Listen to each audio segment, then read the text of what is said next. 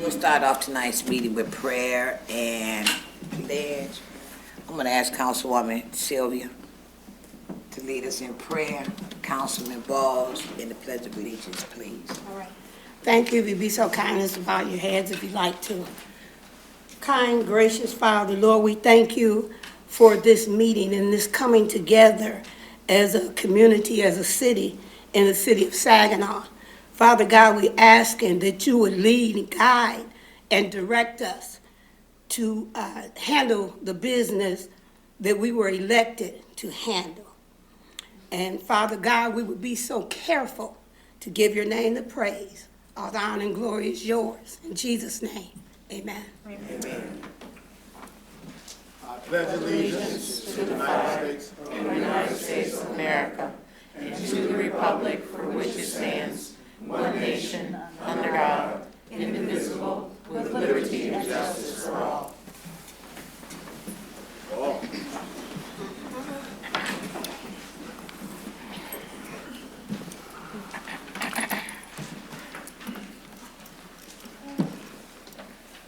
Again, good afternoon. Good evening, rather. I'm sorry. I've got a bad habit of my phone being the one going off, so we're going to fix that right now. Right now. I'm asking that all of us up on the floor, everyone turn off your phones. Make sure that they don't ring. Audience, please, if you would, indulge me and cut yours off as well. Madam Clerk, roll call. Thank you, Mayor. Councilmember Sylvia. Present. Councilmember Williams. Councilmember Balls. Present. Mayor Pro Tem Bench. Present. Councilmember Ostash. Present. Councilmember Garcia. Present. Councilmember Flores. Councilmember Copeland. Present. Mayor Moore. Present. We have 7 members present and 2 absent. You have a quorum. Okay, let me go back up and say again, good evening. This is a public hearing and the audience is asked to remain from speaking. I think we want to go into announcements. Okay, I'm sorry. We'll do those first. Yes, ma'am. Yes, ma'am. Thank you. Because I do have a couple. Okay. All right. I just want to let everyone know that Consumers Energy has scheduled a power outage for February 4th, beginning at 10 o'clock p.m. 10 o'clock p.m., and it's lasting up to 10 hours. The power outage will be in the downtown area along South Franklin Street between Janes and Federal Avenues. No traffic disruptions are expected, but we remind everyone to exercise your extreme caution for your safety and that of the crews that are working. Also, the city has hired a new police officer. So I invite Chief Ruth up so that he can complete this announcement.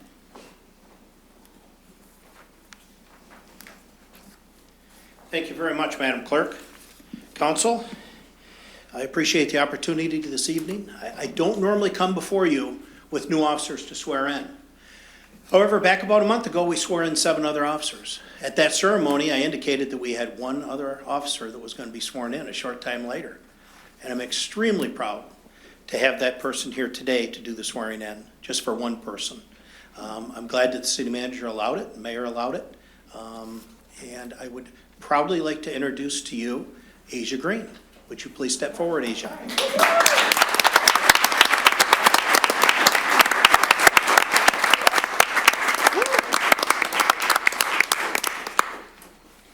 Before I get into Asia, talking about her a little bit, I'd like to introduce some of her counterparts that came today to support her. Some of the people that were with her in the academy from August through December. DeJuan Jones, would you please step forward for a second, just wave your hand so everybody can see you. DeJuan Jones, yeah, there you go. Guadalupe Oliveras. Demarcus Baldwin. Standing behind Demarcus, come on, Presley, step up here. I hired Presley back in the summer, last summer.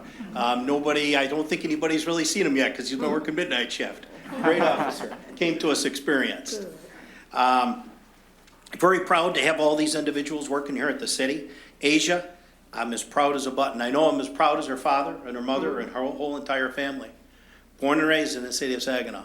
And you know what I keep telling you for years? I want people from this area. All right. Born and raised in the city of Saginaw. Went to Saginaw High. Got a track scholarship at Madonna College. Recruited through Bridge the Gap. We sponsored her in the police academy.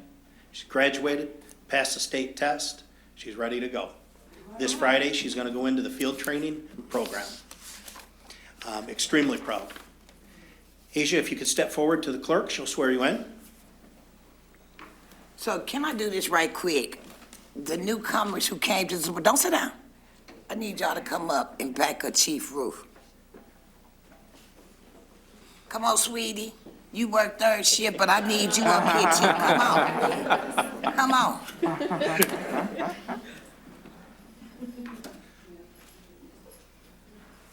Yes, ma'am. I'm sorry. That's okay. No, that's fine. Good idea. Please raise your right hand and repeat after me. I do solemnly swear I do solemnly swear that I will support that I will support the Constitution of the United the States Constitution of the United States and the Constitution of this state, and the Constitution of this state, and that I will faithfully perform and I will faithfully perform the duties of the duties of office of office of police officer police officer for the city of Saginaw for the city of Saginaw according to the best of my ability. according to the best of my ability.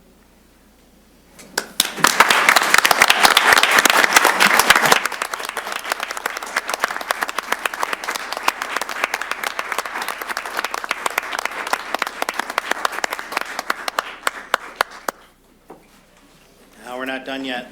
Just a couple more minutes. If I could, no, don't run away. Stand up there in the limelight. If I could get your father, Bry Green, to please step forward. Bry works at the Michigan Department of Corrections. I know he's proud. Bry is going to pin on the badge. All right. All right.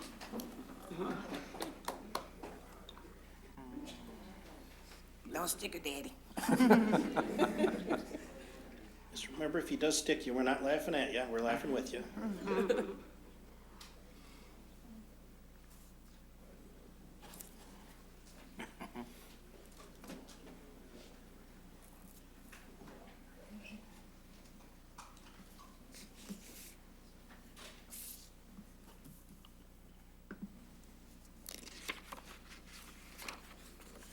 That's good enough. It won't fall off. I say help, Mom. All right. Turn around so we get a picture.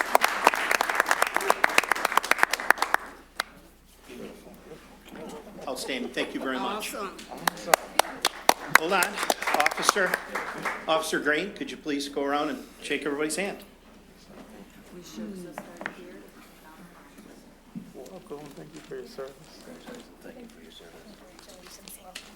Congratulations, welcome. Congratulations. Thank you.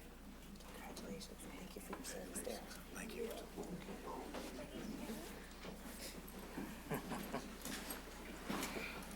Thank you for the time, Mayor. Thank you so much. That was well worth the wait. Because what I'm getting ready to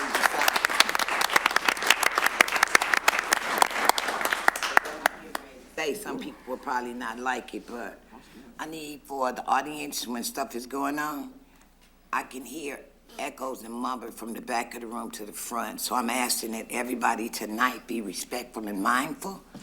That when we're speaking up here, please not talk in the back or even up at this table.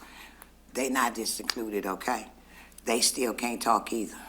So I just wanted to make sure I got that in because I heard more people tell me that I can't hear because they talking. So I need us not to be disrespectful. And everybody, once again, please silence your cell phones. Madam Clerk. Mayor, we are now at public hearings. The purpose of the public hearing is for the public to address council as a whole and for council to hear the information provided by the speaker for consideration regarding a specific action being requested. The speaker must be limited to the speaker must limit their remarks to the subject of the public hearing. Please begin by stating your name, your position, if you are opposed or if you support the idea. The representative will be allowed 10 minutes to speak, and other speakers will have 3 minutes. a public hearing, it's not a question and answer period. Therefore, questions are not to be directed to any individual council member, city staff, or to the audience. Thank you. Madam Clerk, Ready to call for public comment? public comment.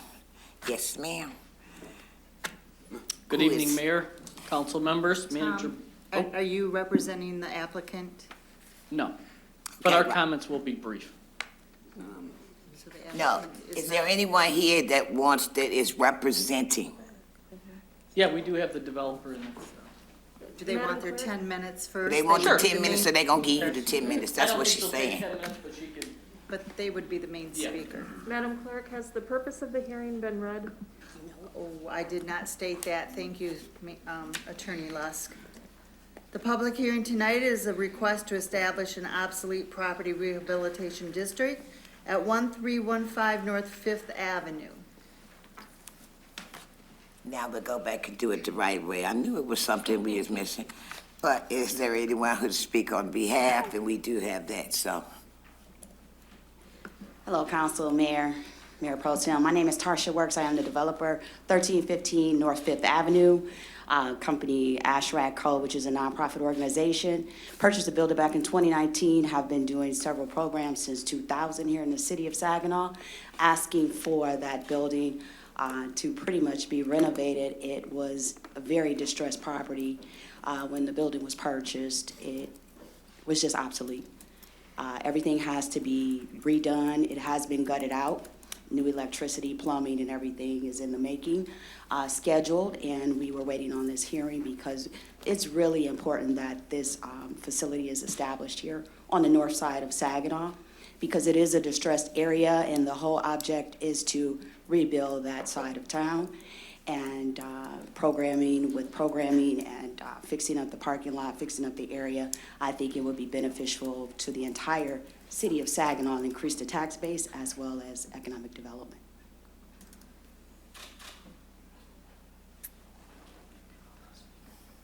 Okay, that's all I have. I didn't know I was going to speak tonight, but that's all I have. And if you need any additional information, feel free to reach out to me and I'll get that to you. Thank you. Thank you. Is there anyone else to speak on this matter? Good evening, Mayor. My name is Tom Miller. I'm the Executive Vice President of Saginaw Future. I'll be brief as well. Tarsha and I have been working on this project for a couple months, and we've been working with the assessing department and the inspection department as well. We did tour the facility with the city staff. It's been vacant for a number of years. This is the former Juneteenth Center on the city's northeast side.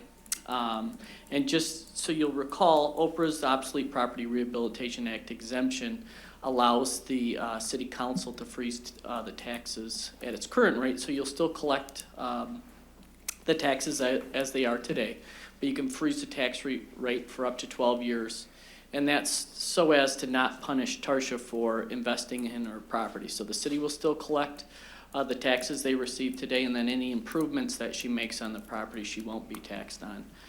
It's obviously, it's a distressed property, and you all have been very supportive in the past on any OPRA project, and we'll be here to answer questions at the time of the resolution.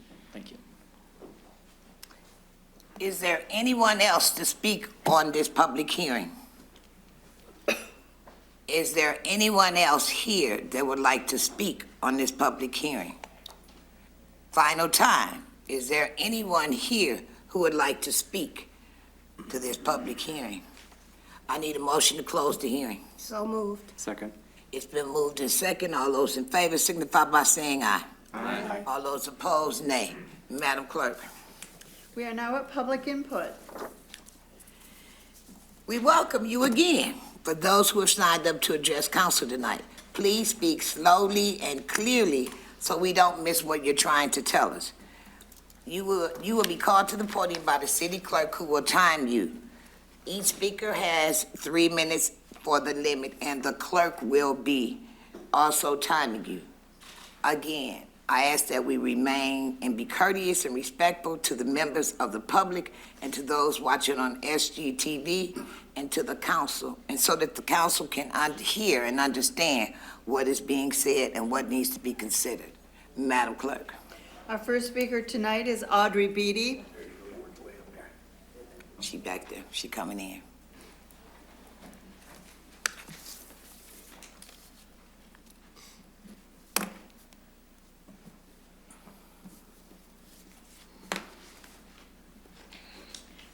Good evening.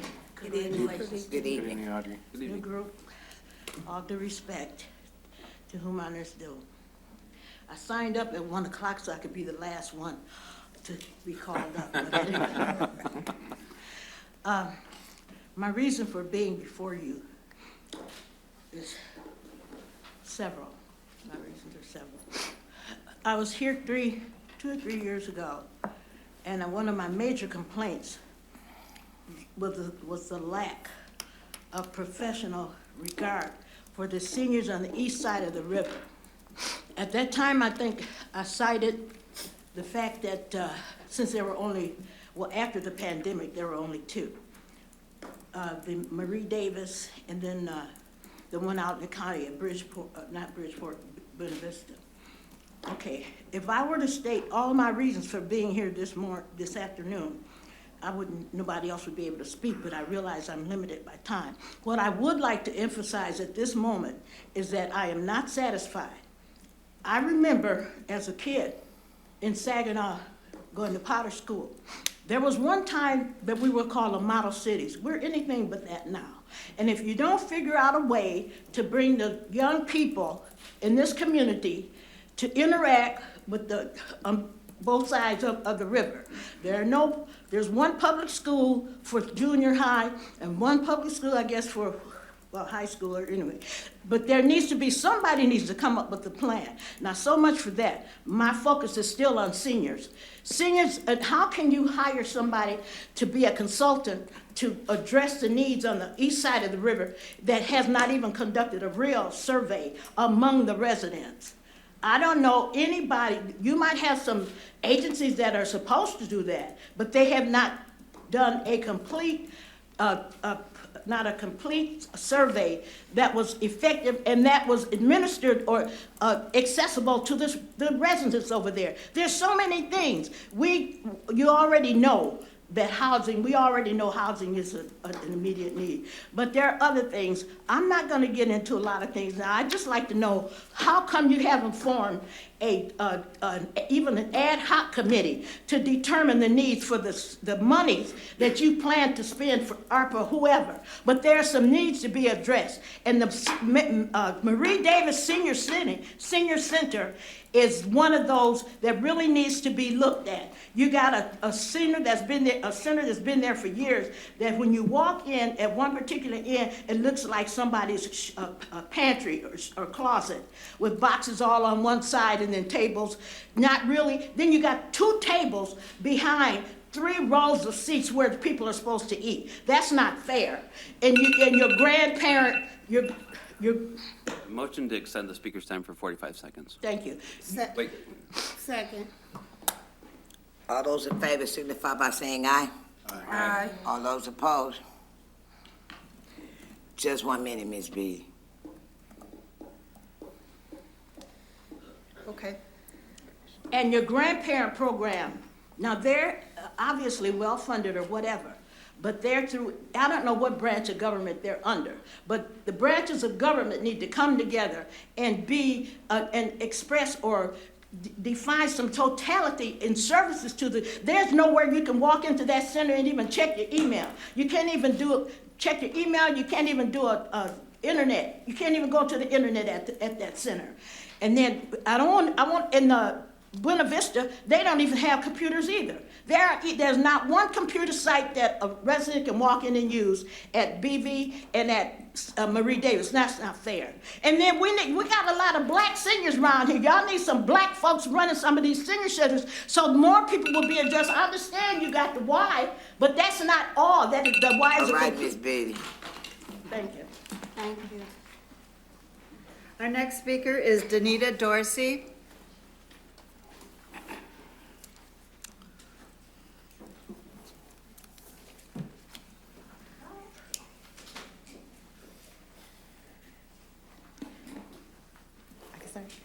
Good evening. First, I'm Danita Dorsey, Saginaw Community Alliance for the People. First, I want to thank Councilman Copeland, Councilman Ostache, and Councilwoman Lamar Sylvia for coming to Saginaw CAB's first talk.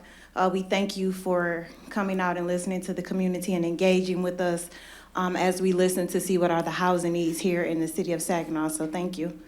I also want to commend this city council and thank you for your hard work with the ARPA funding and making those tough decisions. Thank you for allocating funds to our community centers and youth programming. It is greatly appreciated. And as you discuss how to move forward in releasing these funds, please be assured that these organizations are capable of proper management and reporting. These agencies are accustomed to handling federal and state funds and the reporting systems that are associated at those levels. We are asking for clear direction from this council on what are allowable and disallowable costs. Are past debts eligible under this ARPA funding, as many organizations have already incurred costs in preparation of these funds? Is new construction eligible under ARPA funding? Many of these agencies have already partnered with small businesses in our communities to keep them from closing and are in dire need of these funds. And a reimbursement policy just doesn't seem logical or reasonable. I'm sure with the programming CAC has set forth that they need funds now and not on a reimbursement policy. Looking at the capital needs of First Ward Community Center and some of their structural needs, I'm sure that they need their funds now to do the work and repair their structure. If we had the funds to do the work, we wouldn't be asking for the funds to do the work. So surely there is a happy medium that we can come to and agree to that will provide assurance on your part and the resources on our part. Obviously, you've already given some level of trust to this community by allocating these funds to these groups, and we are asking that you continue that trust and have faith in these organizations to properly manage and allocate these funds according to your requirements. Thank you. Thank you. Thank you. Our next speaker is Eric Eggleston.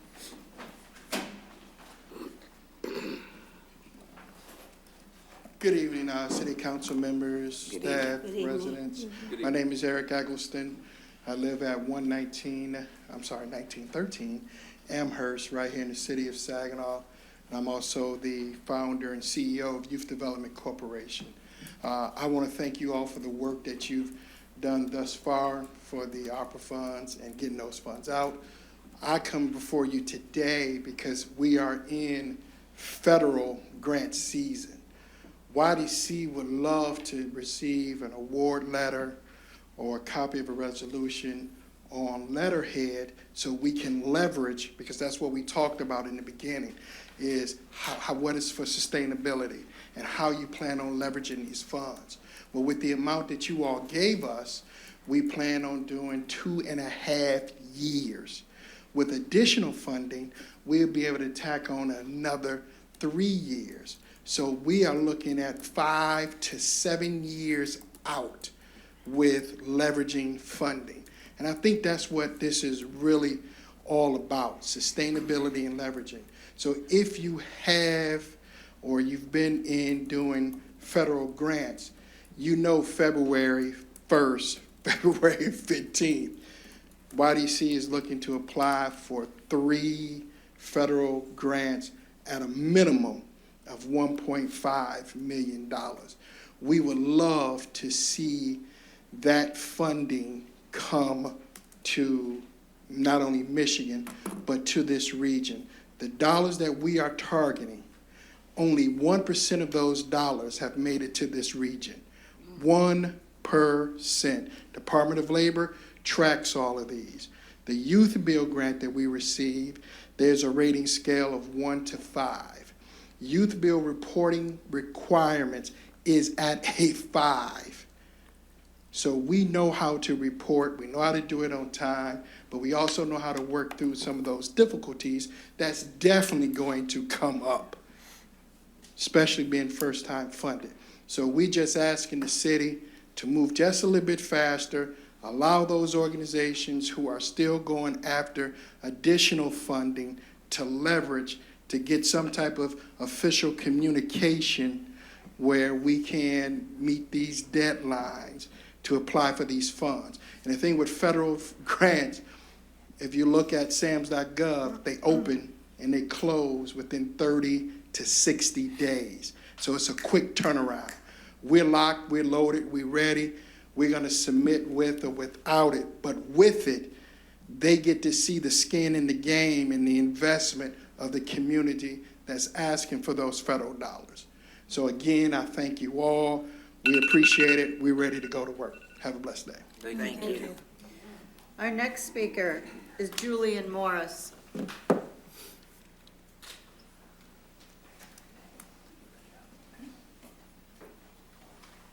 Good evening, everyone. Good evening.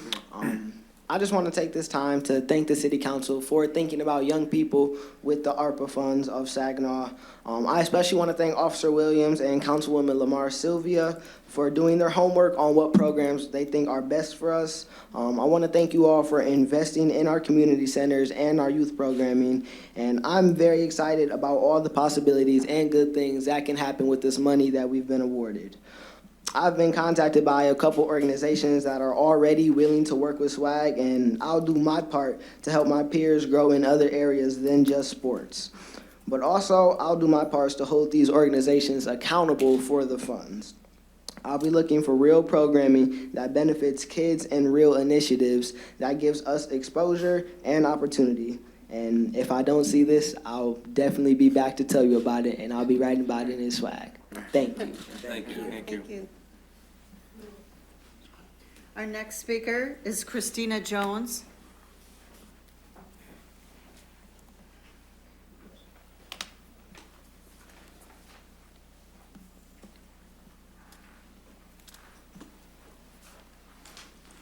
Good evening. Good evening. Mr. Manager, Mayor, Mayor Pro Tem, council members. My name is Christina Jones, and I live here in Saginaw at 418 South 12th Street. I'm a lifelong citizen of Saginaw, and I'm here on behalf of Houghton Jones Neighborhood Association. I've listened to a lot of speakers tonight, and it seems to me that some ARPA funds have been given out to different organizations. I don't know if I missed some information, but apparently Houghton Jones did not receive any ARPA funds. I worked on a committee. I was pleased to do that for many weeks, where we made decisions on recommending over 400 proposals to the council, to organizations that wanted funds from ARPA. And I don't know how many they were able to give funding to, but I'm just really disappointed if Houghton Jones does not receive any ARPA funds. I didn't sit on that committee for that reason, because there were a lot of good organizations that did get funded, but we have been working with children for almost 30 years, and I think that we are one of the oldest organizations in the city working with children. And I have retired. You're calling me out of retirement to speak to you, because I think it's important that you know we need funding, and we need to be considered for the ARPA funds. That's all I have to say. Thank you. Thank you. Our next speaker is Anjanetta Irvin.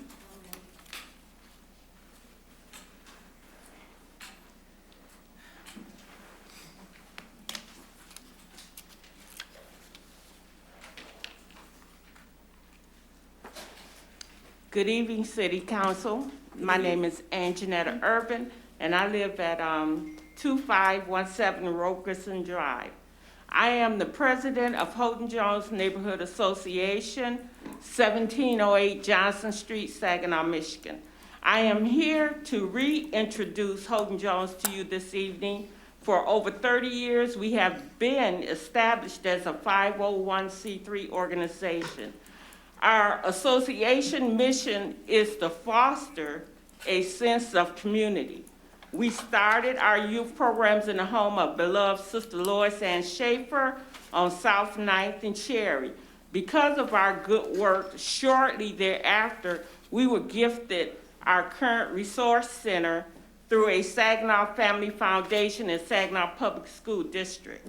We were then able to implement year-long programs such as Sister Lois Ann Schaefer after-school enrichment programs.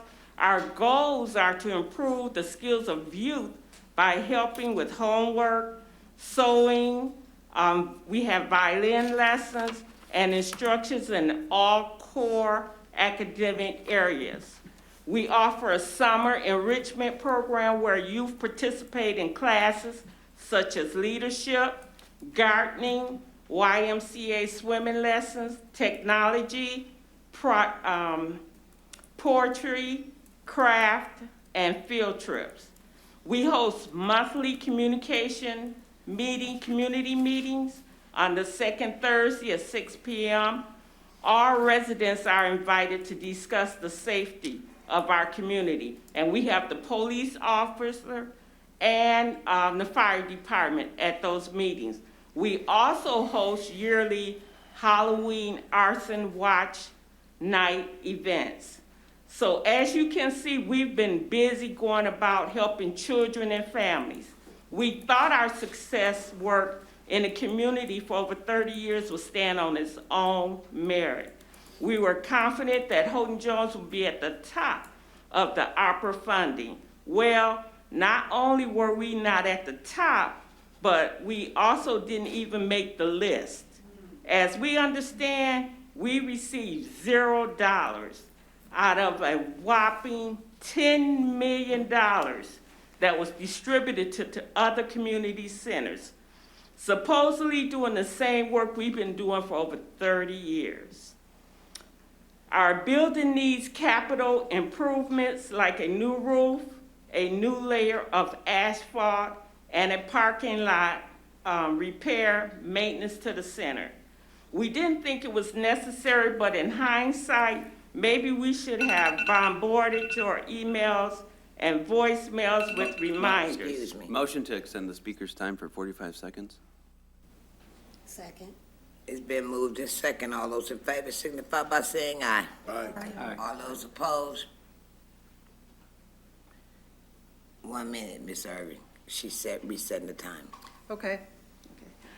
We didn't think it was necessary, but in hindsight, maybe we should have bombarded your emails and voicemails, reminders to not forget about us.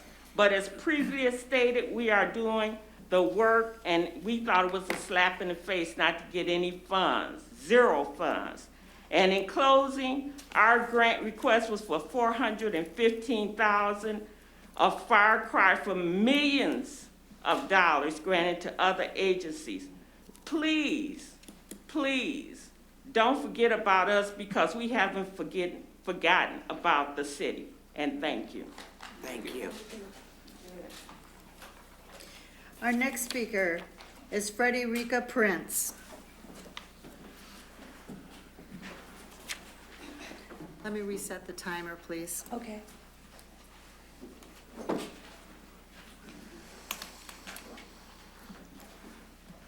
Okay, thank you.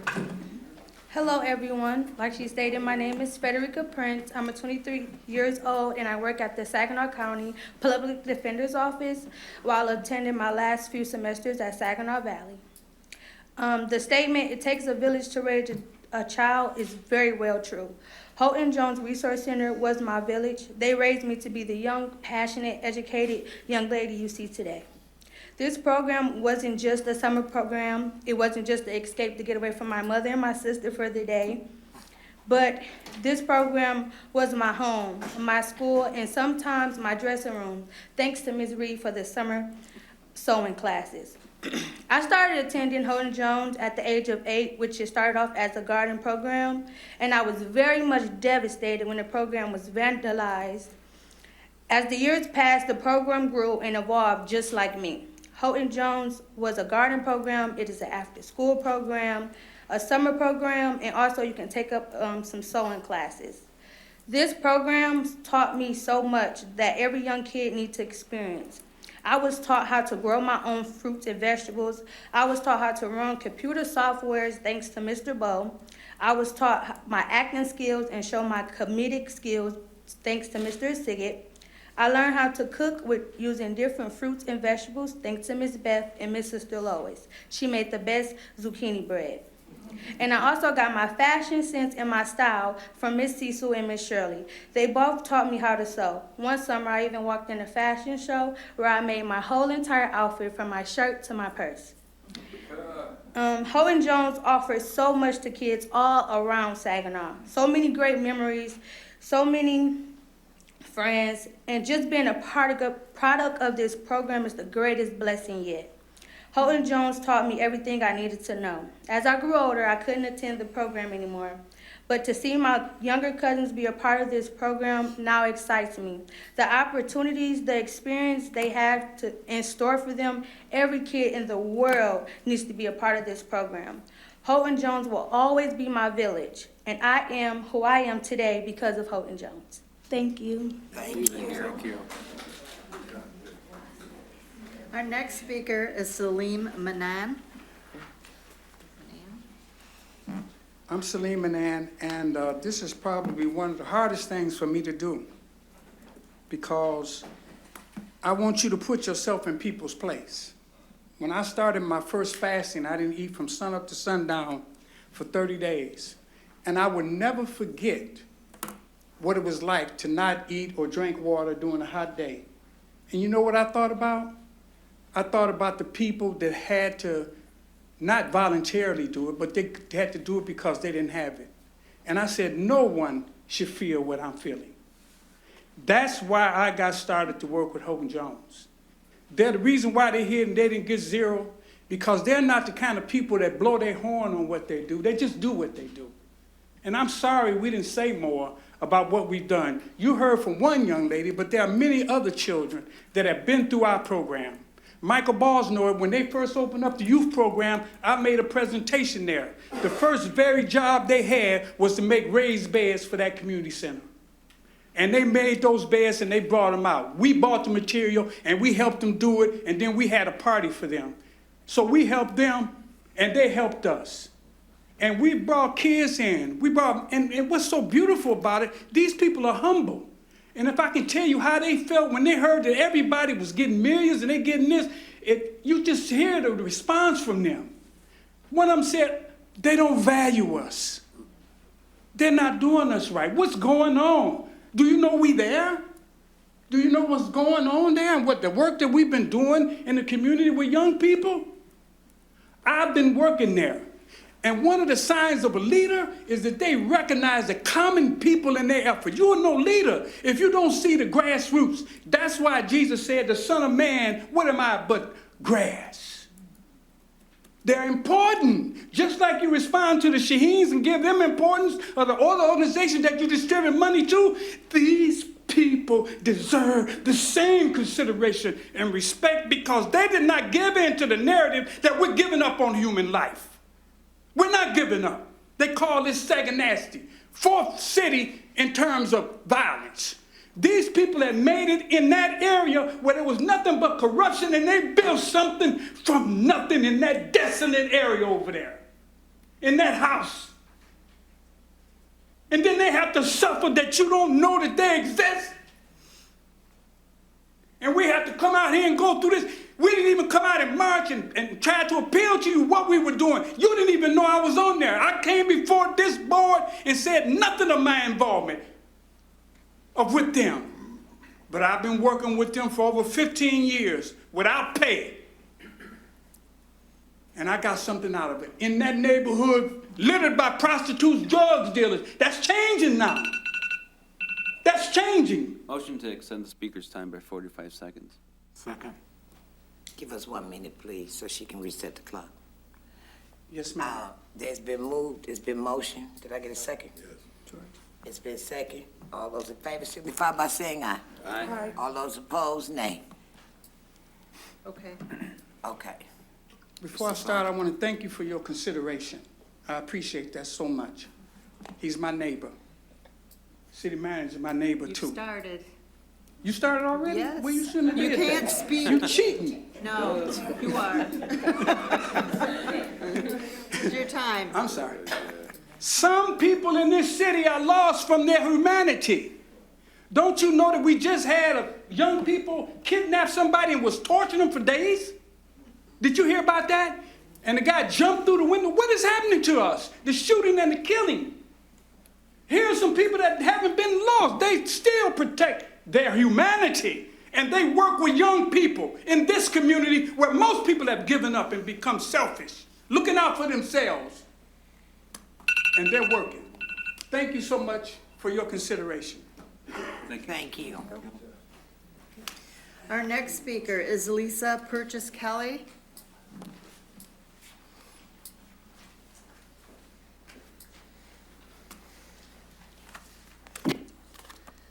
Good evening. Good evening. I'm Lisa Purchase Kelly. I live at 20 Hammond Road in the city of Saginaw, just off State Street. And I work just around the corner at 403 South Jefferson at our studio in downtown Saginaw. Most of you, I think, are familiar with my organization, but for those of you that aren't, Major Chords for Minors is a nonprofit that provides free music lessons and instruments to kids in Saginaw with a focus on kids from low-income households. Our studio in downtown Saginaw is a supportive and welcoming third space for kids, and our professional music instruction provides kids the key to much more than just music. Participation in music education fosters academic and social success, confidence, performance skills, and connection with our community. Major Chords for Minors is proud to help build a better Saginaw by giving our kids better opportunities and more paths to success. For those of you who don't know, just a little over a year ago, I became the new director at Major Chords for Minors. I had big shoes to fill. The founders, John and Katrina Vowell, after building the organization for 11 years, wanted to step back and retire, and I took over running the organization and reopening the studio post-pandemic. Before the pandemic, they were serving over 150 kids a week. Right now, we have only built back up to 48, and we are working our way back up. As the new director, I've made lots of mistakes. I've left a lot of money on the table. I've missed things. I've missed deadlines. I think I missed something just last week that I didn't know was happening and didn't know I was supposed to be doing, but I know now. So now I am trying to address every possible source of funding, of support, of recognition for this essential service, kicking over every rock. I'm determined to make this year look better than the past year. This organization has served over 1,100 kids in Saginaw since its founding 12 years ago. That's 1,100 kids making music, making art, and most importantly, making connections with their own talents and creativity and with other people. That's 1,100 kids who have more fun and more confidence and more tools to build their lives. That's 1,100 families better supported and stabilized because their kid or kids are doing better. I know the city has a lot of bases to cover with the funds that we have, but like they advise, if you have credit card debt, you're supposed to put a lot of money towards catching up your credit card debt, but at the same time, you're also supposed to not throw all your money at that, and you're supposed to make small deposits in a savings account so that as you get caught up, you also are working ahead. Major Chords for Minors is that savings account. It's Motion to extend the speaker's time for 45 seconds. Second. Been moved to second. All those in favor signify by saying aye. Aye. All those opposed, nay. Give us 1 minute, ma'am. Oh, 1 second. Thank you. Just 1 minute. We gotta wait on the clerk, okay? Okay. While we are doing everything we can to work at a foundational level to help everybody in Saginaw, this is a means of working ahead. Our program is active participation in the arts and creating music. And it is a means to bolster our positives while also remediating our negatives. We need to not just survive here in Saginaw, but also find ways to thrive. And this program is a help towards that. I just wanted to make sure you were all aware of it, and I will be reaching out to some of you periodically for any hints or pointing me in the right direction to gain support and recognition for this program. Thank you. Thank you. Our next speaker is Chris Pryor.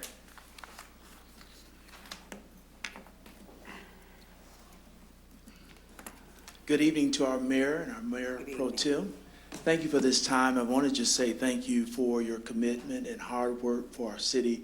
I know it's never easy doing it, especially when you sit from the top looking down. So our prayers continue to be with you.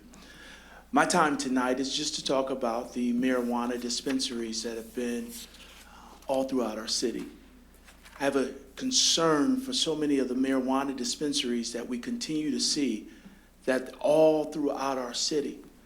And with that being the case, our goal is to try to provide grocery stores that would be healthy for people to eat and some of those other basic necessities. I know there may be individuals who may need, but we oppose, or I oppose, I should say. As a pastor, Victorious Believers Ministries in Saginaw, it concerns me when our young people who would not be able to get a job based upon an employer having the ability to decline them if they're using marijuana.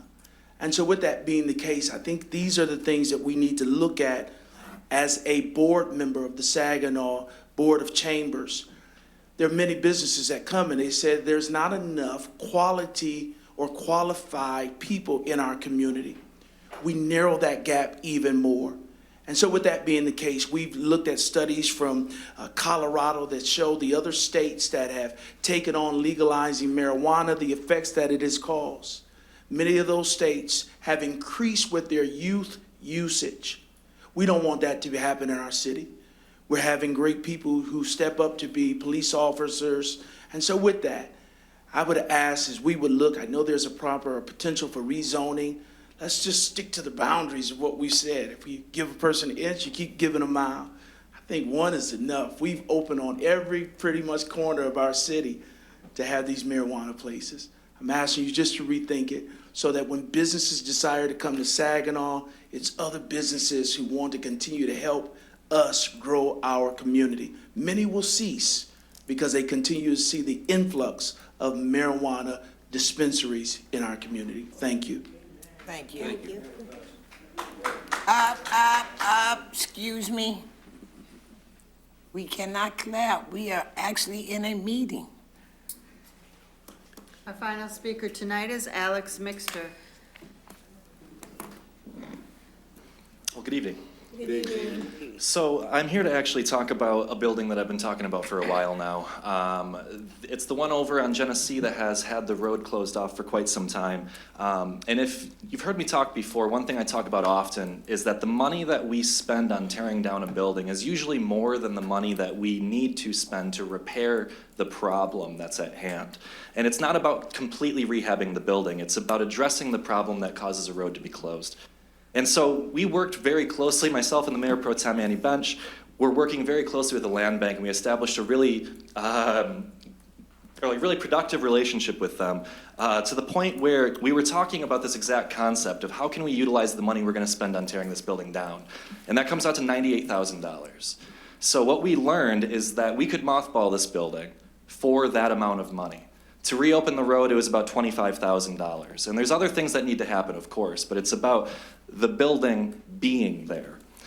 Really what it comes down to is that when we came up with a proposal, we brought it to the city staff, and we were told that the building was going to be torn down. I was not allowed to attend that meeting, but when we came out the other side, we proposed this idea, and we were told that the building's coming down. Really what it comes down to with these types of topics is it's not a matter of can we, it's a matter of should we.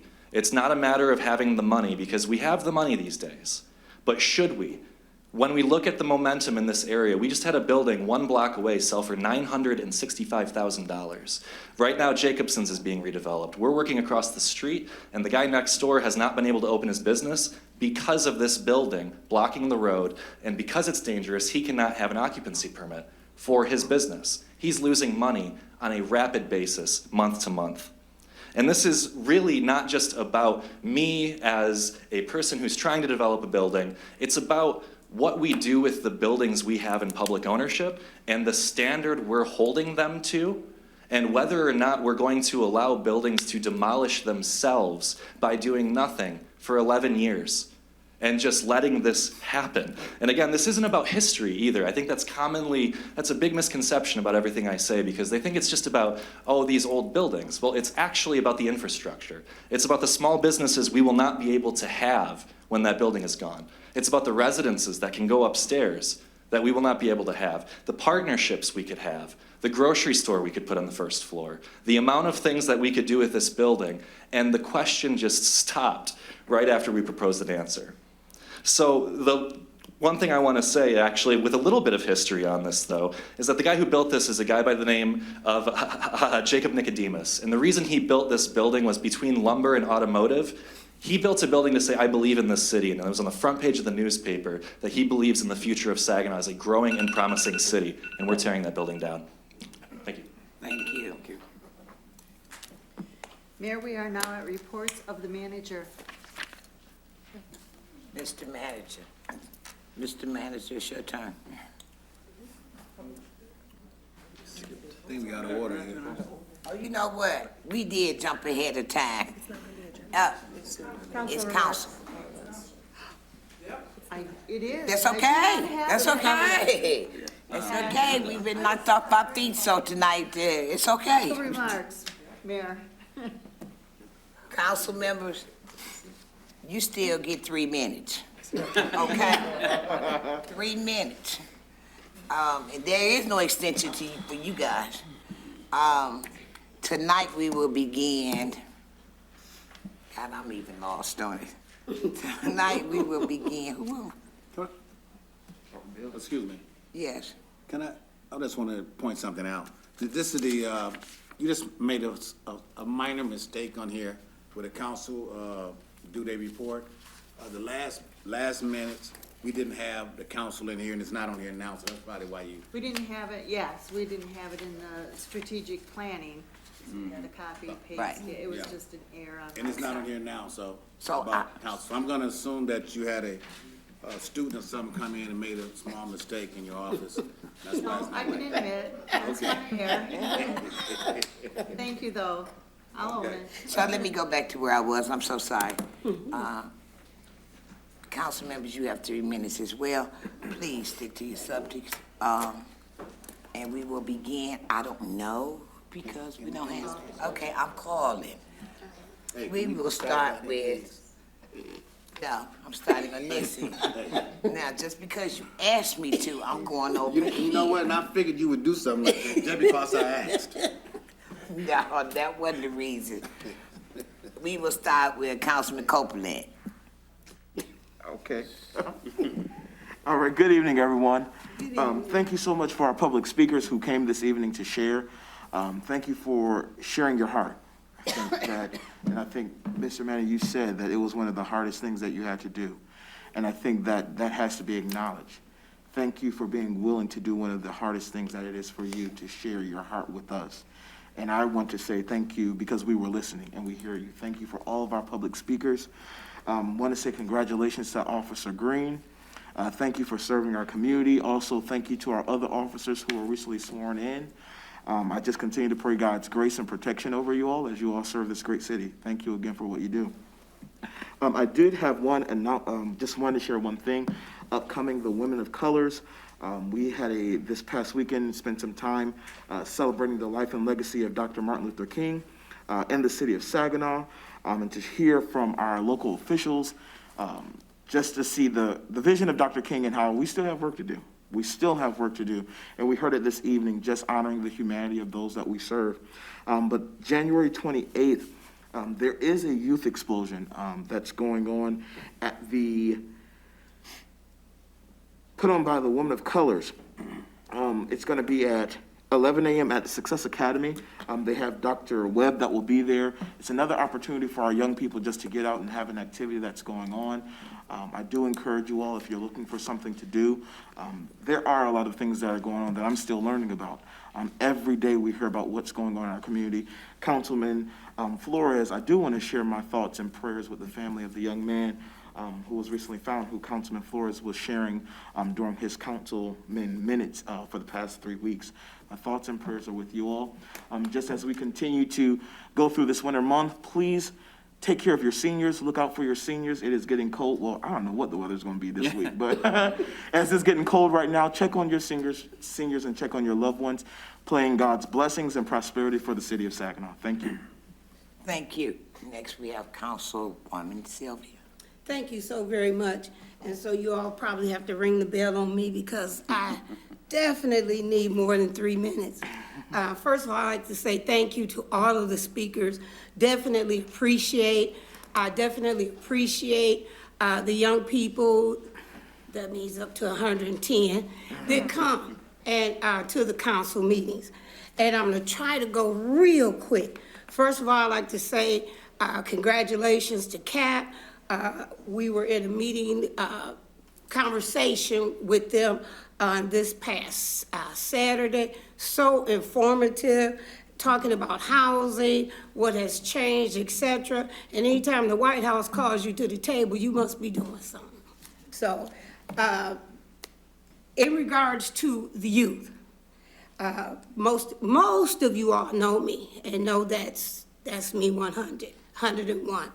First of all, I like to say, I'm gonna have to quote a scripture now. And all thy getting, get understanding. We are not through with youth. And I would like to say thank you to everyone that came up about Houghton Jones, but Houghton Jones is in our list and conversation. So you kind of might have put the cart before the horse, really, because we are not done. If you remember our last meeting, Mr. David let you all know we only spent part of youth dollars. So it is not easy. It was definitely not easy to look over 100 and something proposals in regards to youth. And that's why I say, and I think most of the council people here, if I'm wrong, you correct me, collaboration, what one is doing over here, someone else is doing something over here, and let's come together and collaborate. No one is trying to take what you do for granted or it's not doing this, but let's learn at least how to collaborate. And please believe me, the last millions that we have left, it's been hard, but I love what I'm doing. So please understand that. So some people must have gotten some wrong information, definitely. And I understand how you feel if you think you were eliminated or not discussed or thought about. So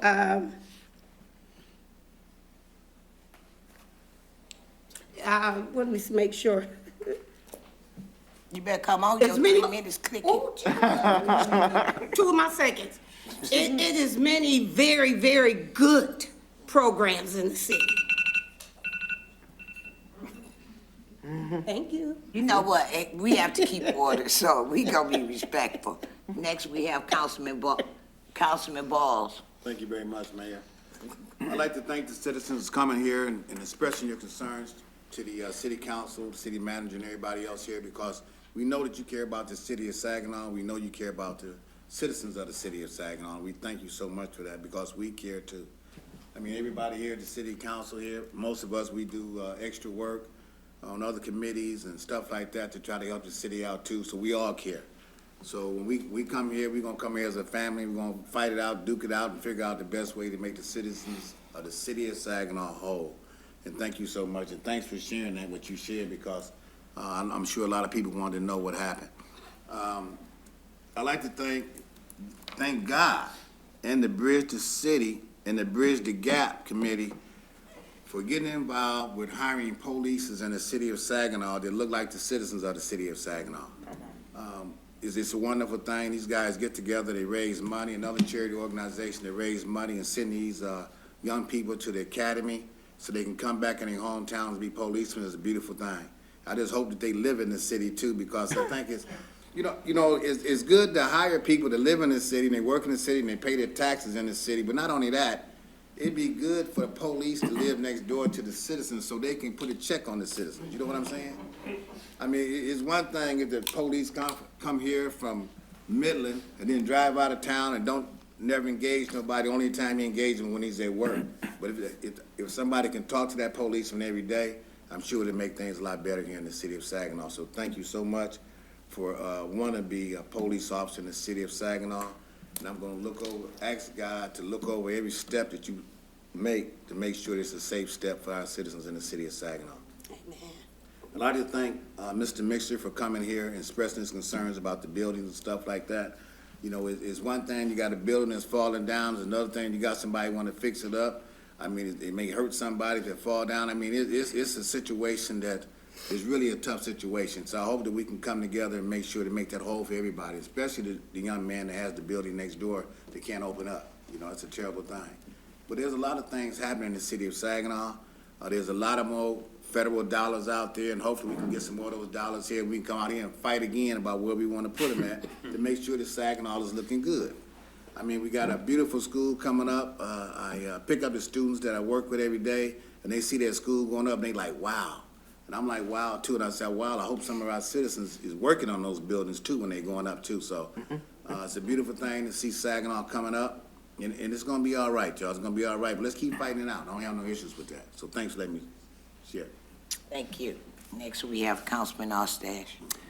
Thanks, Mayor. I want to thank everybody for coming out tonight. It's good to be back, but also good to see the council chambers full and packed, and people are actually being led into the chamber just to speak. Audrey Beatty, I don't know if you can hear me, but it was good to see you all tonight. I've had good conversations with Miss Audrey over the past, and there is some work that I'm actually doing now with the NABE, connected with Kanika, and so she talked about seniors and some of the challenges they face just with a computer. So I've been trying to work with that group to try and obtain some of those, some computers for the group just to do what Audrey's saying, just learning how, or paying their bills, or even just using it to search the internet. So Audrey, again, always thank you for coming out. It's always good to hear your perspective on things. I'm going to do two, Danita and Julian. Thanks for coming out and sharing all that information. And also, Julian, congratulations. He was accepted out of 100 people, young gentlemen and women, to be at the Disney Dreamers Academy. So congratulations to this young man. He's done incredible work in the city, and he never amazes me to see what next steps he takes. And congratulations, too, because your name was up in lights in downtown New York City. To all the people from the Houghton Jones area, truly thank you for coming out tonight. Salim, thank you for those words that we needed to hear. I had some conversations prior to our meeting tonight, and there is some conversations I'm hoping to have. I've already kind of reached out to our managers, so just know that we are thinking about it. But also, good to know that you are meeting again. So you're meeting every other month. Your first meeting is going to be February 9th. I will be there. So thanks for that information. I've attended your meetings in the past, and you truly do some great work in that part of the city with our youth. And it's impressive for how long you've been there. So I'll be stopping around like I used to do prior to the pandemic. So I want to catch up with you on just different things.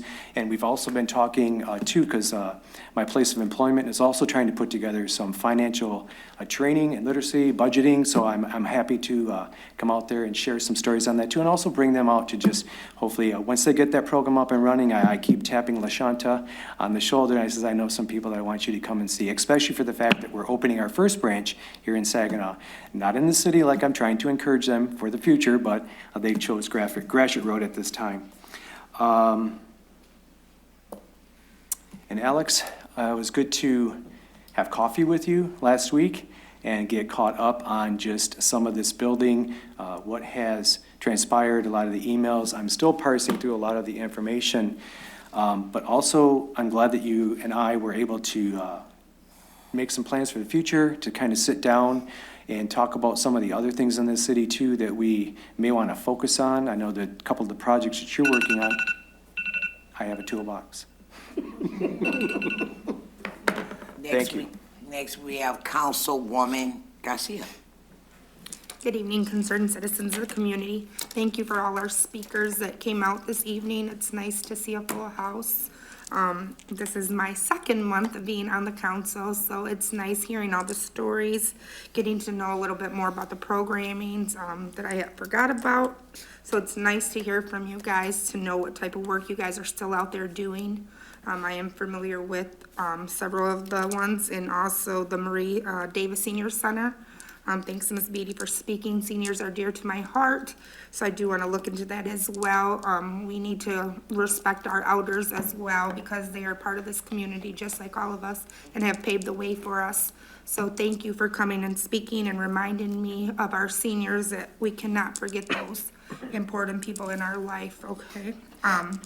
And I wanted to say I just turned over the Hill 40, so I had a senior theme for it, and I did collect Depends, so I will be donating those Depends, because it was a Depend diaper party. I will be donating those Depends back to our Saginaw Commission on Aging for our seniors that are not privileged, that can't afford those. So if you're thinking about doing an over the hill party, it's a great idea if you want to give back to the community. And like I said, I love my seniors, so when I get back from vacation after this week, I'm leaving tomorrow, but it's not gonna be as nice as I thought. I will be donating those Depends to our seniors. So thank you guys for letting me speak, and I will continue to do the work that was the reason why I was here and voted in. And thank you, and have a good rest of your night. Thank you. Next, we have Councilman Flores. Thank you, Mayor. Like Councilmember Copeland had said, that my Donis Cosby was found last week. Thank you to the Saginaw Police Department, the dive team, all the supporting agencies for finding him and for retrieving his body. His mother had said that there's going to be a celebration of his life. It's going to be on February 6th at 7 p.m. There's going to be a balloon release on the Holland Street Bridge, close to the Temple Center. And so if you have any questions about that, I'll post it on my Facebook. It's a very sad resolution to one of our community members that was so young. To Mr. Morris, thank you for committing to doing some great journalism in the future about where these ARPA funds are going. What I think a lot of communities and cities in the nation are missing is like the tenacity of investigative reporting. And so your commitment to doing that is very promising. And any way that I can help, I'll gladly help in the capacity that I can. And then also, there's gonna be a Hispanic meeting at Delta on Thursday at 6 o'clock, Delta campus on Saginaw. I'll be speaking, and then we're just going to be talking about how we all move forward together as a city, as a community. So if anybody wants to come, please join us at that time. Again, it's going to be this Thursday at 6 o'clock. And then the last thing, for Mr. Mixter, thank you for bringing your concerns and ideas to the council again. I had watched a documentary about India recently. And one of the things so India went into British control in the 1900s, right? Early 1900s. And the British thought that they were just like uncivilized. And then they found this architecture that was thousands of years old, that was the size of Manhattan, and that changed the way that people thought of their civilization. And when all of us are gone, and people are going to be looking back about what we preserved and what we were able to accomplish, I don't want them to think of like, wow, they were really invested in parking lots. They really loved the way people would park. We have a lot of rich history still. We've had a lot demolished, but we need to kind of think about the way we're going to be perceived in history moving forward. So keep that in mind. I hope that things go well in terms of keeping architecture that we used to have. Thank you, sir. Thank you. Next, we have Mayor Pro Tem Bench. Thank you. Good evening, everybody. I would like to say thank you to all of our public speakers, certainly. And congratulations to our newest officer. Definitely very heartwarming and nice to see you here with all your family and how proud they must be of you. I want to say thank you to John Vowell and Lisa Purchase Kelly back there. Major Chords for Minors is very much a organization near and dear to my heart. They are a fantastic organization that provided my kids with countless hours of love and music and family. To this day, they're going to be 15 and 17 over the summer, and they still talk about their time at Major Chords.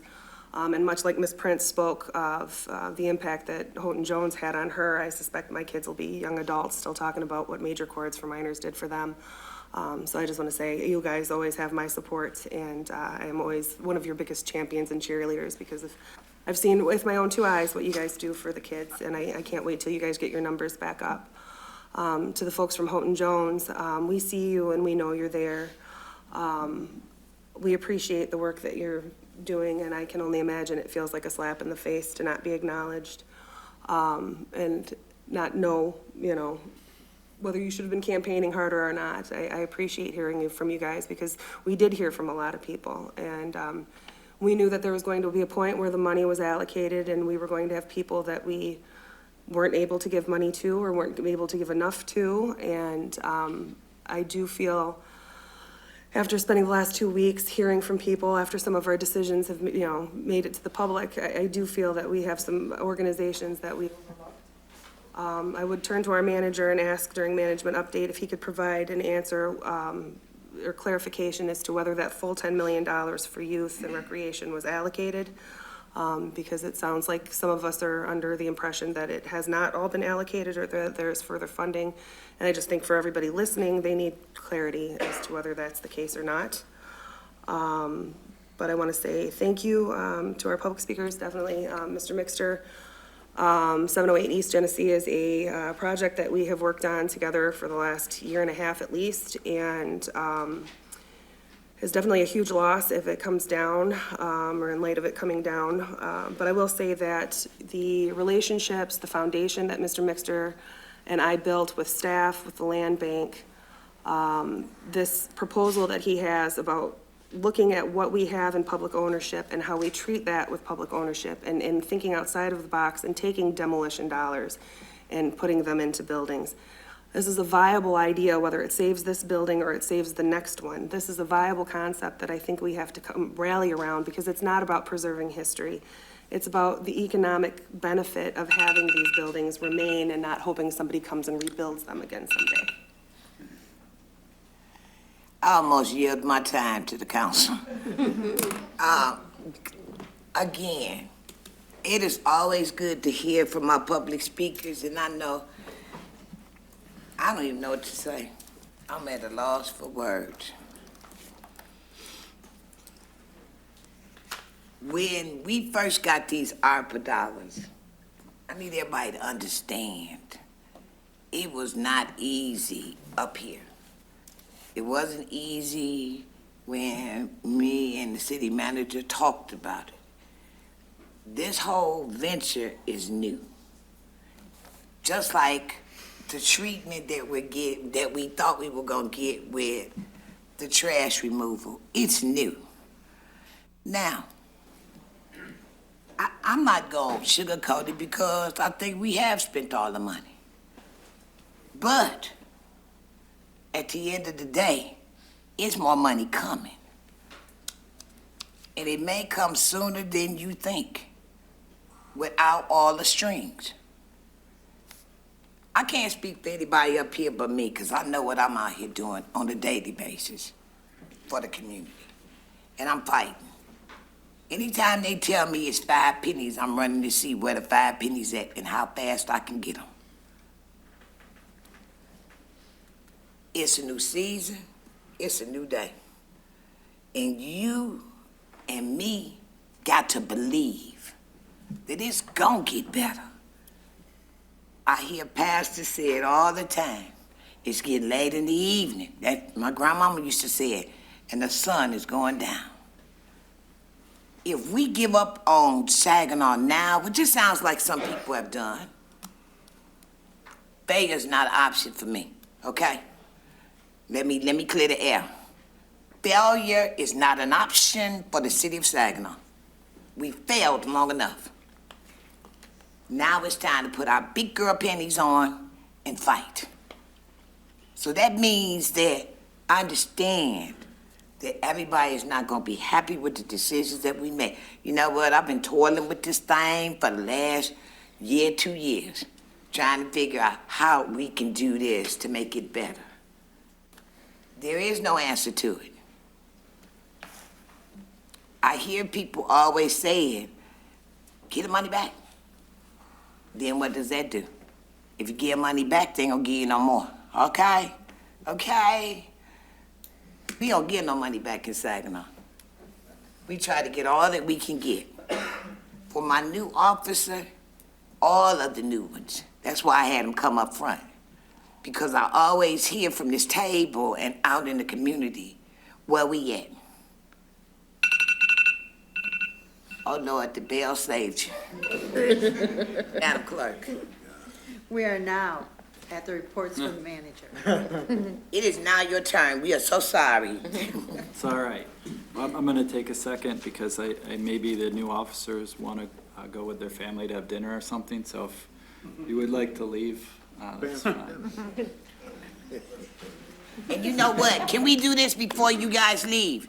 Can her parents just stand up? Because you know what? It took them too to make her be what she is today.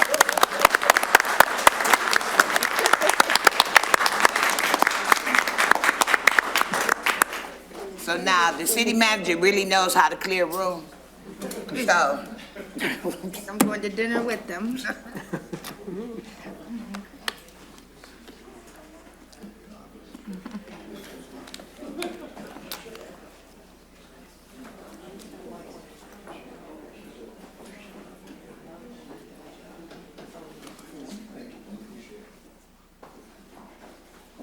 thank you for giving us your daughter for a short while. Mr. Manager. Oh, thank you, Madam Mayor. So I do want to mention a few things here that we did go through. I want to thank City Council and the staff for our planning session that we had on January 13th. I know that was a long session, and you all had to take time off from work and other activities during the day, so appreciate you dedicating that time to work on this. And I think we did make a lot of progress. Yolanda Bland and Lori Brown and I have met with Guidehouse since that meeting to work out our next steps for the sub-grantees that you all selected. We'll be working to set up individual meetings with them. Hopefully we can fit them all in one day, and meeting with Guidehouse and staff, and to talk about the next steps that we will be going through with each of them. And we're trying to get those set up as soon as possible. We are also still working on setting up that meeting with the groups that are involved in the fairgrounds. We sent quite a number of dates, but as you can imagine, it's a pretty big group with a lot of different organizations, so we didn't find any that worked, so we're gonna have to go out a little bit farther, but we're still working on that. And so here is your rundown, okay? During the meeting, previous meeting allocated $10 million to youth and community centers.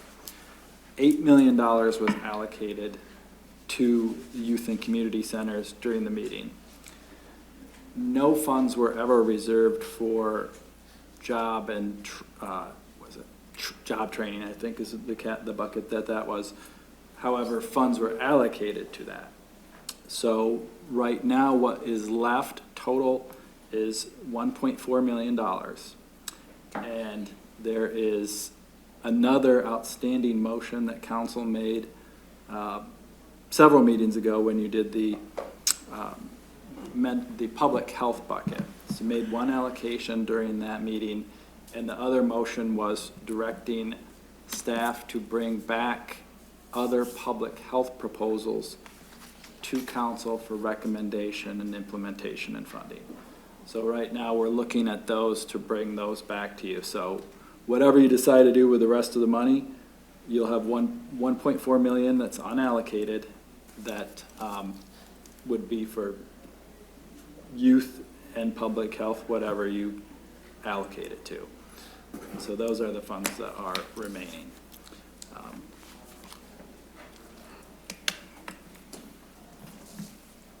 And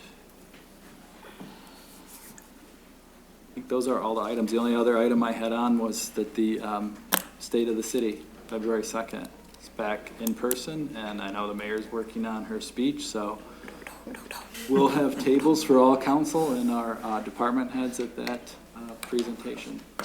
So that includes management update, Madam Mayor. Councilman Ball. Last meeting, we allocated $19 million for the projects for the city out of the ARPA funds. Is that part of the ARPA funds that we originally had gave the city?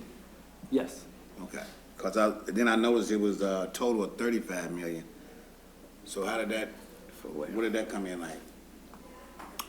Total of 35 million. I thought it was 19 million plus another 15 million. I was trying to figure out, I thought I saw that in a minute. No, for the revenue loss, much of those funds were utilized for the other programs of behavioral health. Half of that was the hazard pay, guidehouses contract. So all that was left from revenue sharing of the 25 million was 19 million. Okay. And then the remaining funds, the 27 million is what we were talking about. Okay, okay, just want to make sure. Thank you. Yep. Councilwoman, wait, I'm sorry, let me do this in first. Was there any questions over here? Yes, Councilman. There is.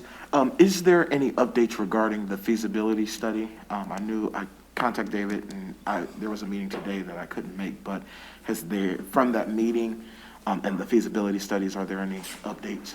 That meeting, the last time we met with Guidehouse was last week, and the meeting hadn't happened yet, so I didn't meet with them today, no.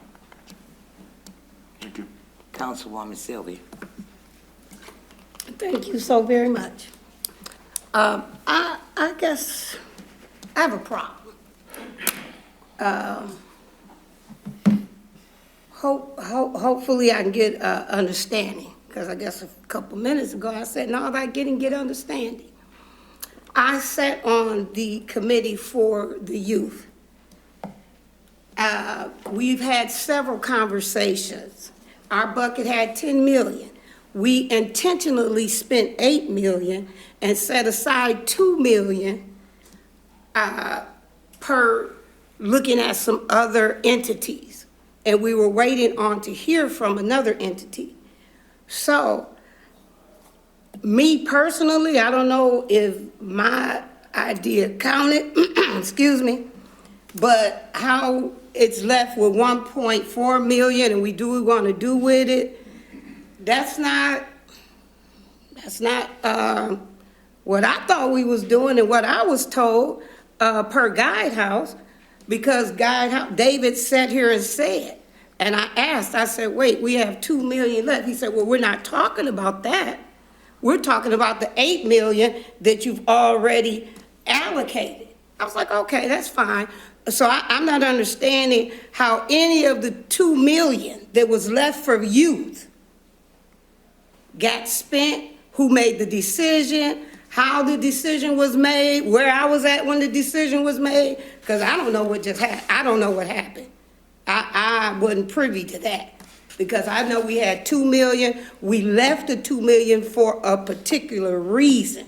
So somewhere, somebody wasn't counting good, and I can count 8 from 10. And I'm not trying to be facetious or comical at all, but something happened, and it appears it didn't happen correctly. And then I heard what you said, and I want to make sure I get understanding when you say do what you want to do with it. The 2 million that should have been left is still on the shoulders, or should be on the shoulders of the youth bucket. So I'm gonna need some help with that. Well, I mean, ultimately, it is math.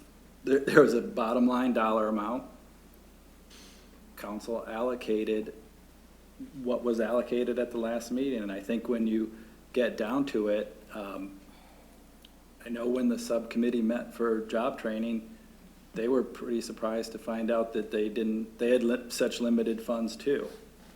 And I think council allocated more than what was left for that. So, I mean, you reserve funds, but what you allocate is the total that you allocate.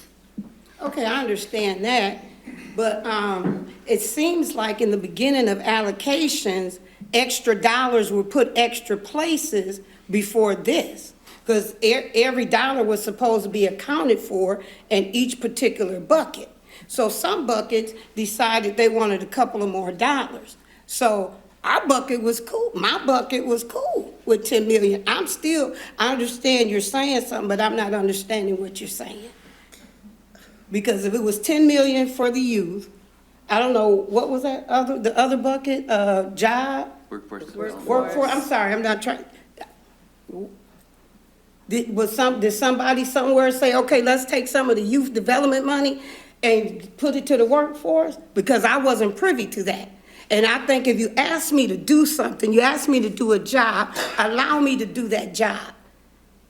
So I don't think I was allowed to do that job correctly. If you take part of the money, you said, hey, Monique, this is what you all are working with. Something happened somewhere. Point of information. Maybe you have to move some money. Point of information. Just a minute, sir. Okay. Well, I'm I looking think for you need understanding. to look to the rest of the council. Council allocated the funding. Point of information. So when If you give me a chance, I'll acknowledge you. Oh. Point of information? Mayor? Yes, Councilman Flores. Thank you. So when we had met with Guidehouse, we were told that there was some overlap with workforce development and youth and development, and that the money that was from URN, right? And then, I forget the other entity offhand. but that- YDC?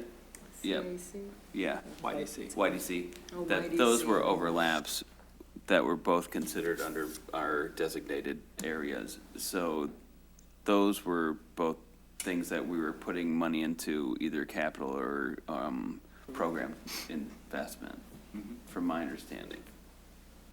Yeah, I think that's right. I think their YDC was one of them that was considered youth and workforce, and URN was as well. I think there wasn't a communication to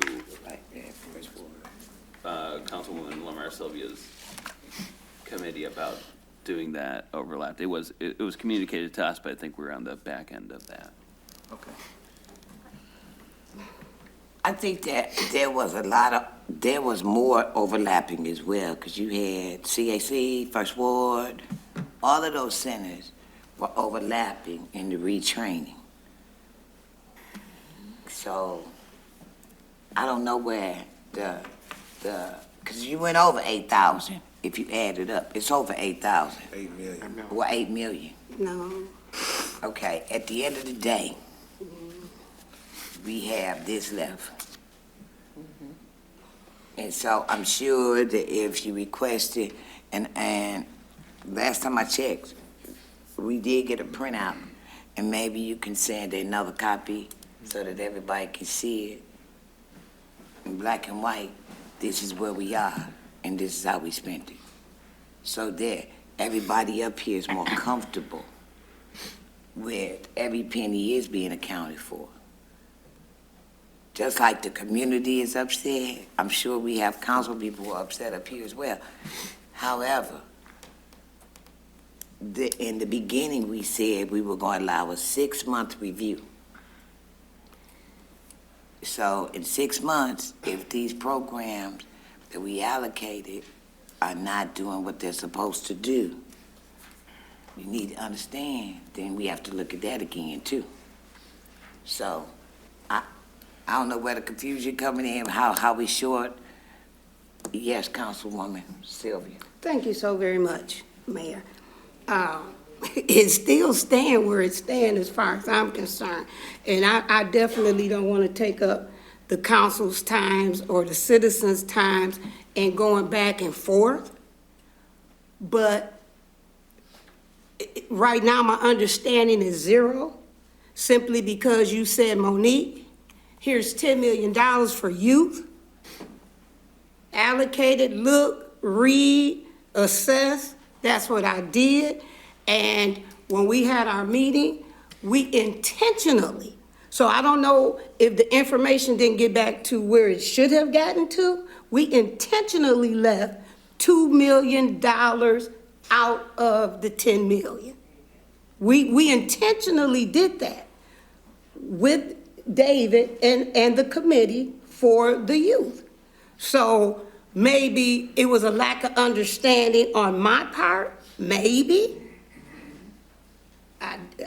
or Guidehouse. Something happened and we need to come together seriously, because I'm not feeling good. We need to come together and figure this out and make sure it looks correctly, and I want to feel right. I want to feel right when I come back in here for the next meeting and be able to explain or be able to say something, or even before I come back here, I want somebody to be able to say, Monique, what? And I want to be able to say, oh, this is what that was, because right now I'm not seeing it. If we intentionally left out 2 million because we were looking at something, let me just put it like that, okay? We were looking at something, and we were looking at a couple of more entities, and we left that 2 million intentionally. We definitely could have gave you all the rest, what was going on with the other 2 million. Something just, I'm not saying anyone did anything wrong, definitely not saying that. Don't think that or take that away. Something didn't come all the way to the surface. And then when we met with David and our committee met with him, the 4 of us, everything, we knew how many dollars we had, we knew how much we had to work with, and it just, I don't know what happened. I just don't know what happened. So maybe we need to be getting a meeting together, please, and get this straightened out, make sure it looks conducive to the great work that our council do, because right now, I'm confused. Thank you. Councilman Ball. On, this is updated on August the 29th of 2022. And it got the funding recommendations to the city council. And other priorities for recommendations got community centers, child care, and youth development, 10 million. It don't just say community centers, 10 million. It say community centers, child care, and youth development, 2 million. Grocery store, 2 million. Housing, 4 million. Transition, elder care, 2 million. Behavioral science, 5 million. Parks, 1.5. Arts and culture, 1 million. Neighborhood association and fairground. So that's how it ended up like that. Because it was in that particular bucket was community centers, child care, and youth development, $10 million. And that was my bucket. Can I, I'm sorry, Mayor, can I? Did you hear what I said? I heard what you said. Okay. I want you to hear me. Okay. That's still my subcommittee's bucket.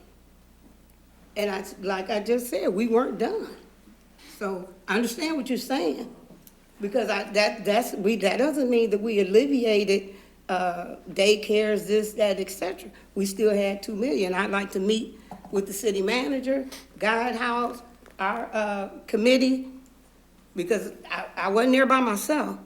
And one of the committee members is just absent. I know what we heard, and I know what we left out of our last meeting saying, and why it was said. So, at this particular time, like I said, I don't want to take up a lot of time going back and forth, because what we need to do is come together, that committee, city manager, and maybe Guidehouse.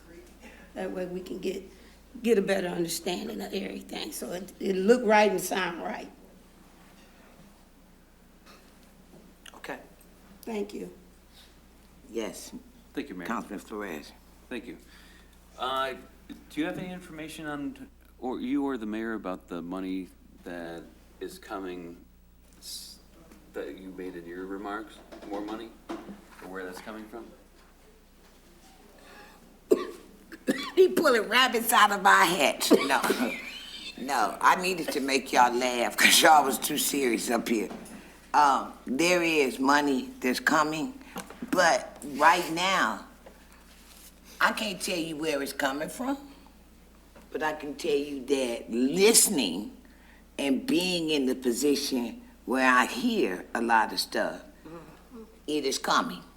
It is coming from the state level, and it is also coming from the federal level. There you go. We just have to be shovel ready when it comes to moving to the next level.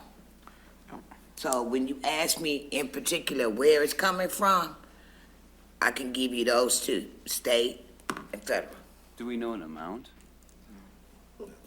Here we go again with the crystal ball.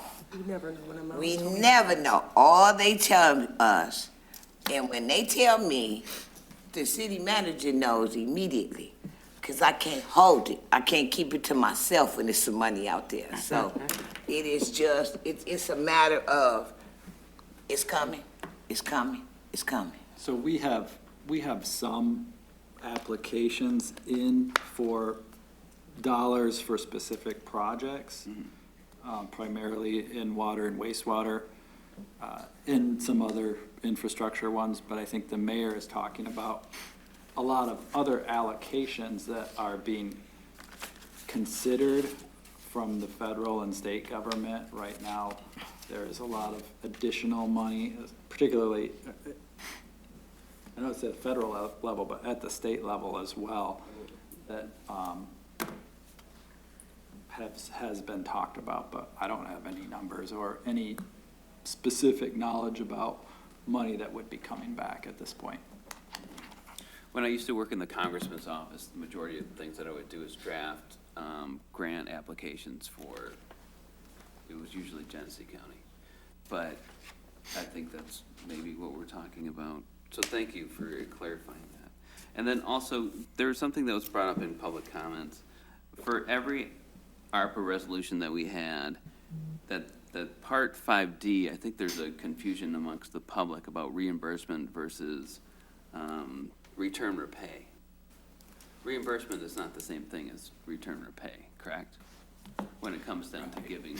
Yeah, what we'll have to do with each group is during our discussion, when we sit down with them and do the sub-grant recipients, we'll talk about spending at that point. But there wouldn't be any reimbursement, it's just according to the language that we all agreed on. Well, I mean, do you want to talk, Lori? Lori, Yolanda. Do you want me to read you the subsection? It's possible that some of the monies will be reimbursed based on what they've spent for the grant. But I think just like the HUD money that's spent, it's done as a reimbursement grant. Our CDBG program is on a reimbursement basis. One thing that David talked about was a risk assessment. So it evaluates how an organization's operating, especially when it comes to program income. So if you have a high score, then normally it's on a reimbursement basis, and the CDBG policy is a policy that we have adopted for the city. Capital is what we've talked about as paying directly to the vendor. So any of the capital projects, we'll work with the client and get the bids and then pay the vendor directly. So there's two parts to that, a reimbursement basis for the program and income because of the risk assessment, as well as a pay directly to the contractor for the capital work that's being done. Okay. I have a question.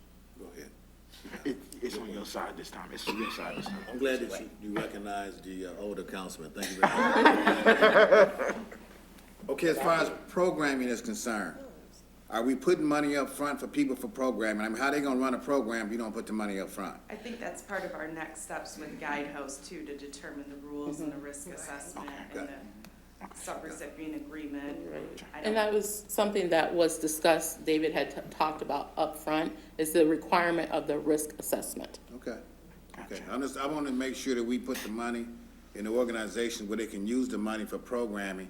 Don't ask them to go spend no money they don't have for programming, and then you're gonna reimburse them. I mean, they wouldn't come here asking for no money if they didn't need it. So I wanted to make sure we get that straight down before we start divvying up the money. Thank you. Councilwoman Shelby? Councilman Balls spoke what was on my mind, or some of what was on my mind. Thank you. My question was answered as well. Any other questions? You guys are welcome. Any other questions? Thank you, Mr. Manager. Madam Clerk? Mayor, we are now at the consent agenda. The agenda has been available at City Hall and on the city webpage and on SGTV 191. I am asking for a motion to approve, leaving room for exceptions. So move. Second. Do we have any exceptions? Number 7. Number 7. Number 13. So we have 7 and 13.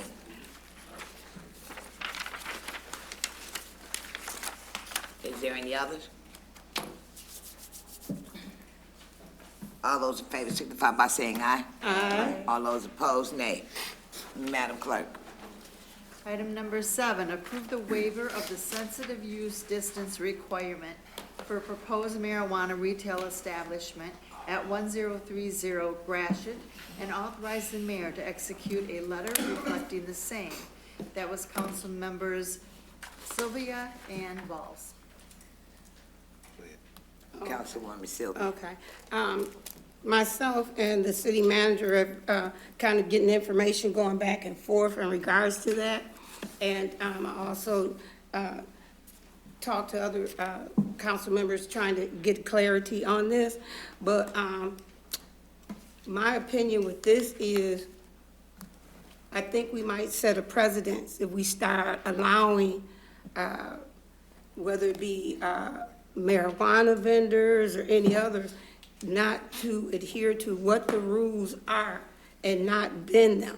I'm opposed to doing anything different than what is already in the rules and regulations when it comes to this. So that's just my opinion in regards to that. I would definitely vote no on allowing any, because if you open the door for that, you're gonna open the door, in my opinion, for several other entities to say, hey, well, you did it for them, you did do it for us. I just figure, stick with the rules and keep on pushing. Councilman Balls. Yeah, I kind of feel the same sentiment that she's saying. I mean, if, once we start opening up this can of worms, who's gonna stop it when a guy wanna sell marijuana at the park? I mean, what's the difference? I mean, we keep on inching away, and eventually they'll be selling the stuff right at the park. So I don't want us to get into this, because I don't want to end up getting into a lawsuit of people that already put in for this earlier, and we told them no because they was too close, and all of a sudden we want to put in a waiver for somebody else. I don't think that's fair to the citizens of the city of Saginaw, nor to the people that have previously put in to put marijuana establishments in the city of Saginaw. I understand, I don't smoke weed, but somebody told me they got so many distributors in the city of Saginaw that the pricing has started dropping. You know what I'm saying? I think we have enough establishments in the city of Saginaw already. That's how I feel about that. Madam Mayor, just some information on this, and if you have specific questions, I think Cassie will be able to answer them, but what this item is a sensitive use waiver that goes before the Planning Commission, and then they would make a recommendation or approval, then it would go to the Board of Appeals on Zoning.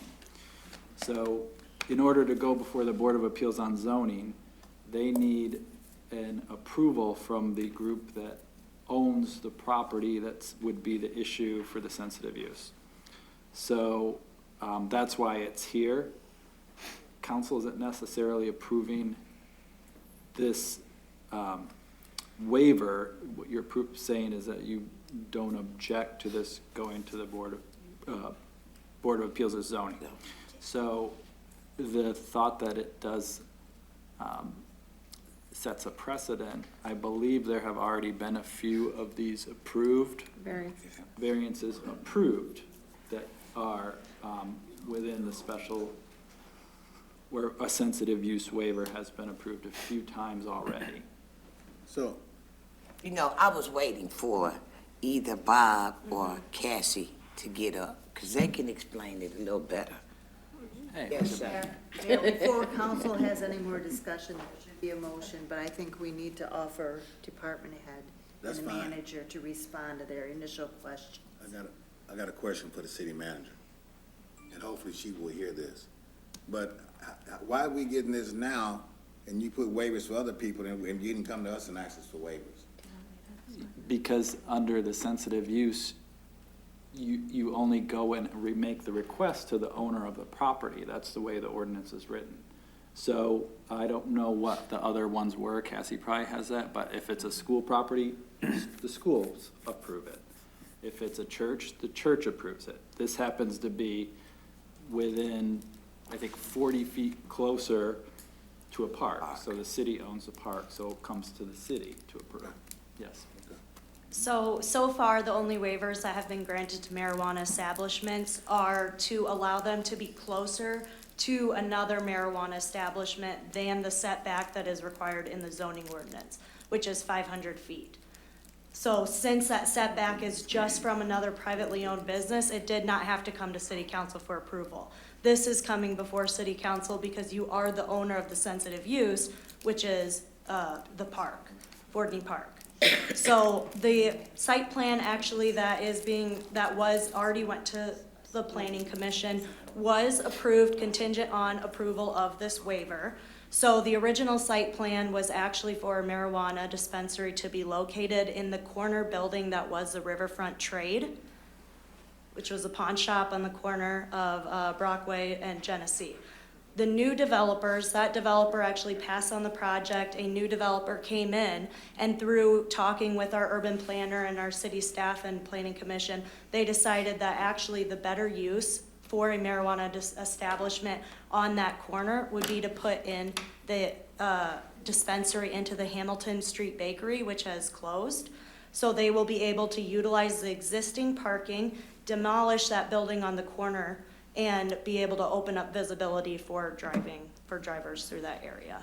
And it is 41 feet closer, which then puts it 241 feet from the park, which the setback is 250 feet. So it's within 9 feet of that setback, moving just across the parking lot. You need a motion now if you want to continue. Any discussion, ma'am? I need a motion to, Approve. To approve the item. I'll make a motion to approve number 7. Second? it's been moved to second now. Second? Yeah, second. Okay, now you can have your discussion. Now we go into discussion. Look, so many hands went up. I don't even know where to start. George has Councilman been Oster. waving here a little bit longer than anyone else. Councilman Copeland.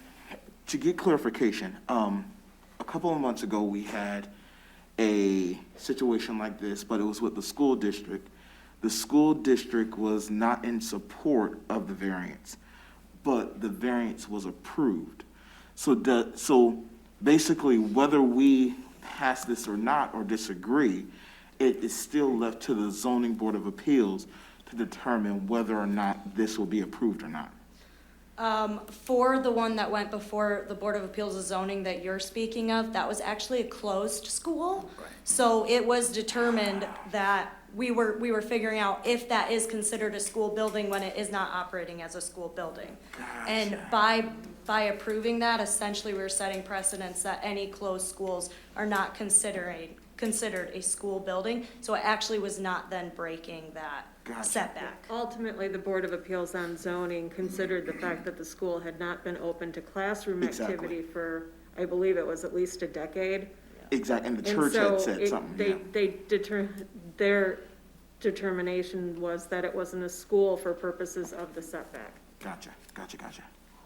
However, I do still believe, and maybe I'll throw that to Amy, that the Board of Appeals of Zoning is the ultimate ruling body to determine. On any variances, Yeah, correct. to determine, so whether city council does agree or not, that is up to the Board of Appeals of Zoning. But obviously, the owner of the sensitive use, their opinion should be taken into consideration. All right, thank you. Councilman Ostash. Thank you, Mayor. Couple of questions.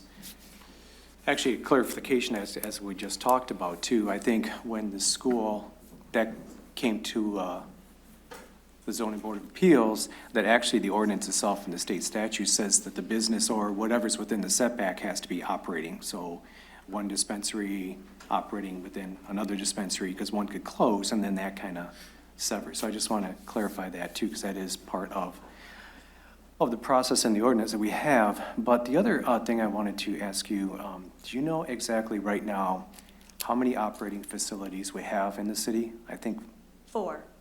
4. Okay, so the reason why I asked that question is I want the community to know that these are not spread through the city of Saginaw like flower seeds. When we did this, we did it right, unlike other cities that they didn't create setbacks. And the way that you and staff put this together, because I was part of that process, even on the planning commission, churches and schools were like the #1 thing, and we set a very large setback for that, 1,000 feet. In those GIS maps, they created, of course, at the time, we didn't have a business per se, so we couldn't look at the GIS map on that. So I just I thank you for that, because I was counting 5 in my hand, so I didn't really know what we had. Unlike liquor stores in the city, which are state regulated, we have quite a few of them. And the other point I'd like to make too, because I know this is a very sensitive subject when it comes to the public, especially to our people of color and what they've had to endure over the years with the war on drugs. This kind of cleared all that up, and our governor passed a lot of legislation in 2020 to expunge those records if it was actually legal. And like I always tell everybody, you can still grow it in your yard. So with due respect, Councilman, selling it in the park could still happen if somebody was growing it in their backyard. So I don't see anybody going to the store, buying, and then taking it to a park. And these dispensaries it's not just cannabis that they sell. They sell CBD oil, which is very beneficial. I myself use CBD oil for sleep. It's very calming. I use it for my dog, for her joints and various things. So the point I'm trying to make is, I know it's a sensitive subject and I hear you, but it is also legal in the state of Michigan, and 69% of the residents in the city of Saginaw said yes to recreational, as well as 60% for changing our charter. So before weed was even legal in the city of Saginaw, our charter, you can read it right now, you could carry up to an ounce of pot in the city of Saginaw legally prior to 2018.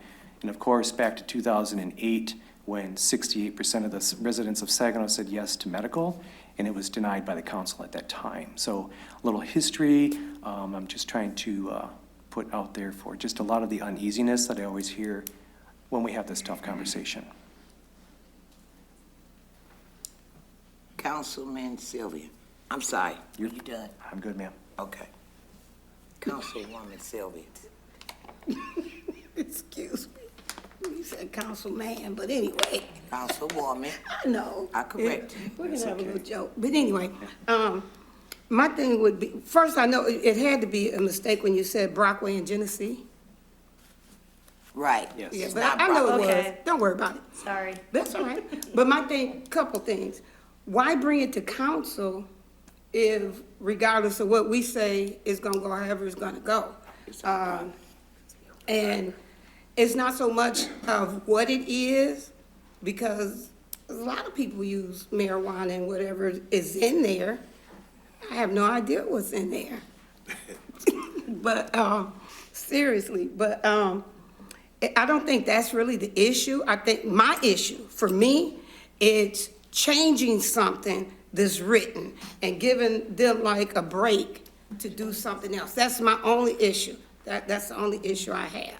So if it doesn't matter what I say, hey, If I may, we're not changing anything. Right. This is actually the process that is established by the city's zoning ordinance for marijuana. The city's zoning ordinance establishes various setbacks from sensitive uses. It also provides developers the opportunity to seek variances from those setbacks and outlines the process for which to do that.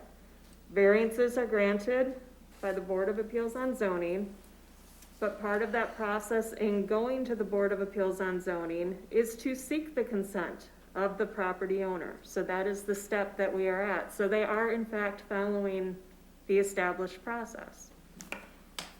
So in other words, it's in front of us because it's our property. That is the only If it reason was it is not our before City property, Council. it wouldn't have came to us. Oh, well, It'd have went straight to zoning. Did they clear it up at all? I'm good. And I did mean Gratiot, not That's all Genesee. right. I know- Sorry if I I know. said Genesee. Don't worry about it. I'm just trying to make Genesee light is the of it. main street that gets you to Gratiot and, I know where Genesee is, Brenda, thank you. okay. So, anybody else? Call for the vote. Councilman Balls, you had something? No, we good. Nobody else got Who's calling for the vote? That's a Thank you, motion. Casey. Second. Well, I didn't hear him say call for the vote. And it's been seconded. And we have a second. All those in favor signify by saying aye. Aye. All those opposed, nay. Nay. Roll call vote. You wanna keep talking? Councilmember Williams is absent. Councilmember Balls. Councilman Balls. Yes. Mayor Pro Tem Bench. Yes. Councilmember Ostache. Yes. Councilmember Garcia. Yes. Councilmember Flores. Yes. Councilmember Copeland. Yes. Councilmember Sylvia. No. And Mayor Moore. Yes. We have 7 yes and 1 no. Your motion is approved. So now we're taking a vote on item number 7. On item number 7. I'm with you. I'm with you. On item number 7, it's been moved to second. I'm sorry. She's fine. It's been moved in second. Calling for the vote. All those in favor signify by saying aye. Aye. All those opposed, nay. Nay. Roll call vote. Councilmember Sylvia. No. Williams is absent. Councilmember Balls. Mayor Pro Tem Bench. Yes. Councilmember Ostache. Yes. Councilmember Garcia. Yes. Councilmember Flores. No. Councilmember Copeland. No. Mayor Moore. Yes. We have 4 yes and 4 no. That is a tie vote. Motion is denied.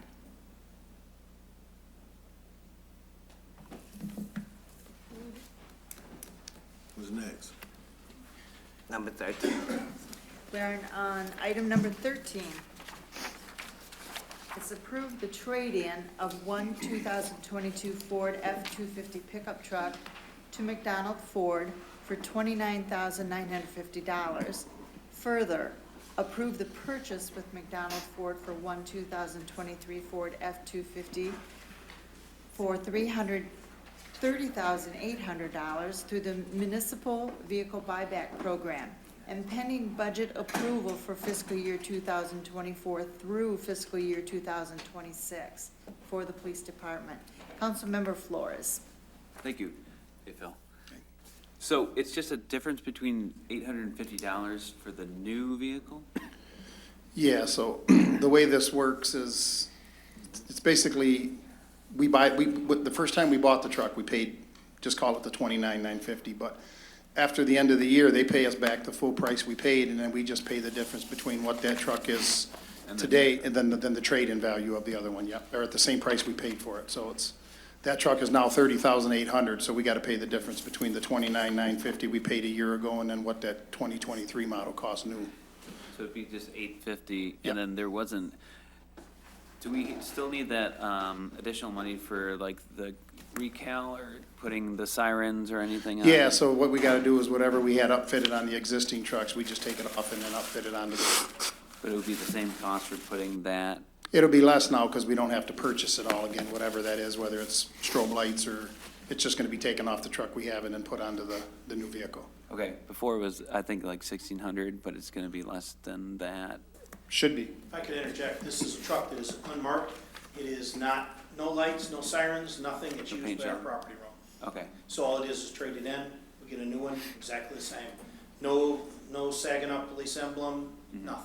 That makes it even better. good, yeah. The facilities trucks are outfitted with strobe lights, because we have 5 of these. Thank you, Chief. This is just for the police department. So just the 850, that would Yeah. probably be it. Okay, cool. All right, thank you. Motion to accept number Second. 13. Been moved to second. Any more discussion? All those in favor signify by saying aye. Aye. All those opposed? Madam Clerk, Mayor, you are now at board, commission, committee reports.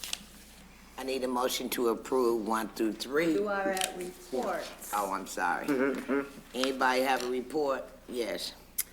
Yes, we met last Thursday, the City County School Liaison Group, at 5:30 at the Board of Education, and we had some further discussion on ARPA dollars and the collaborative efforts that both, or all 3 governing bodies have endeavored upon. And a motion was made and was unanimously voted upon for each member of the group to come back to their governing body, so I get to come back to you guys. And they'll go back to the county commission, and the Board of Education is, I believe, putting it on their next agenda.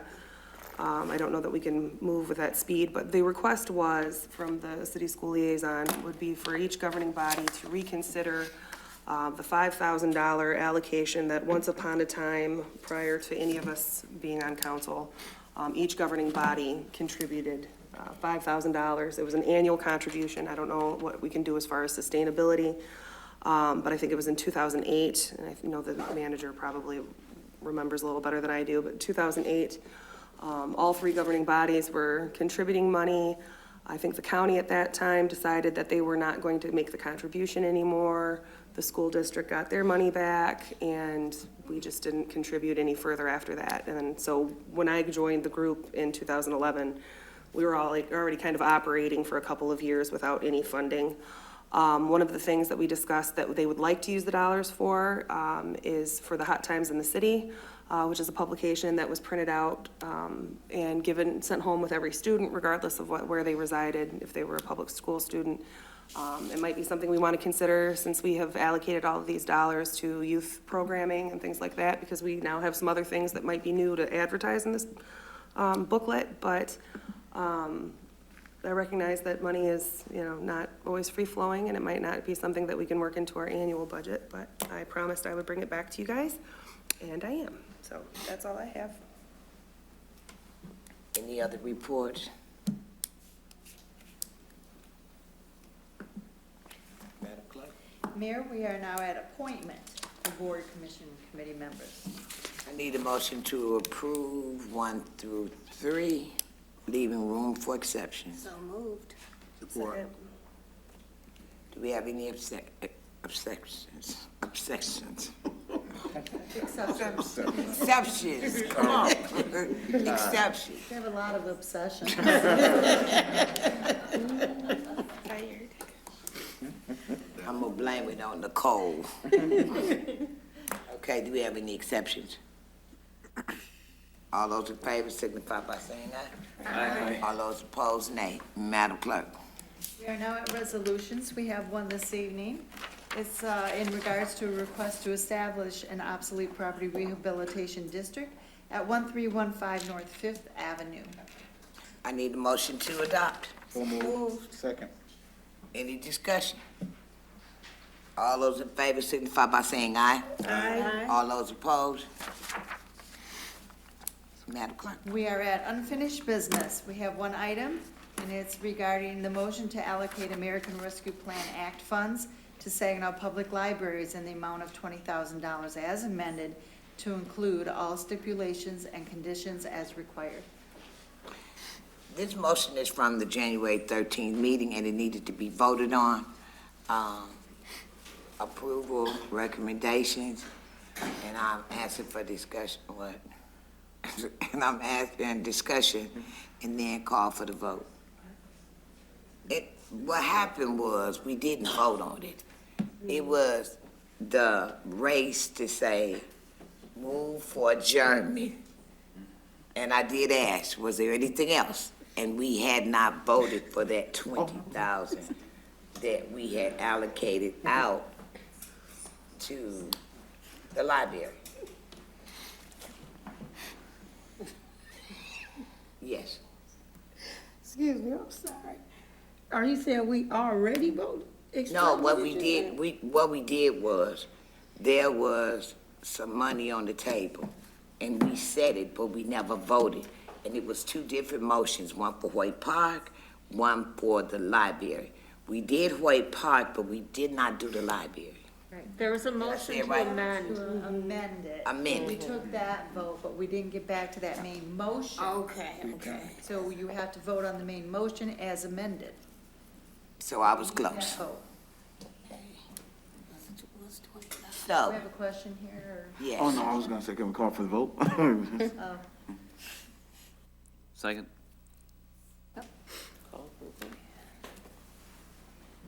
All those in favor signify by saying aye. Aye. All those opposed, nay. Madam Clerk, You need to take the vote on that main motion. Correct? yes. Okay, let's not miss it this time.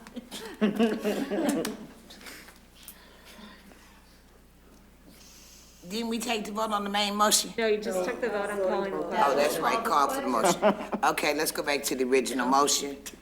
Okay, it's been moved in second, discussion has been made. I'm calling for the vote. All those in favor signify by saying aye. Aye. All those opposed, nay. Ayes have it.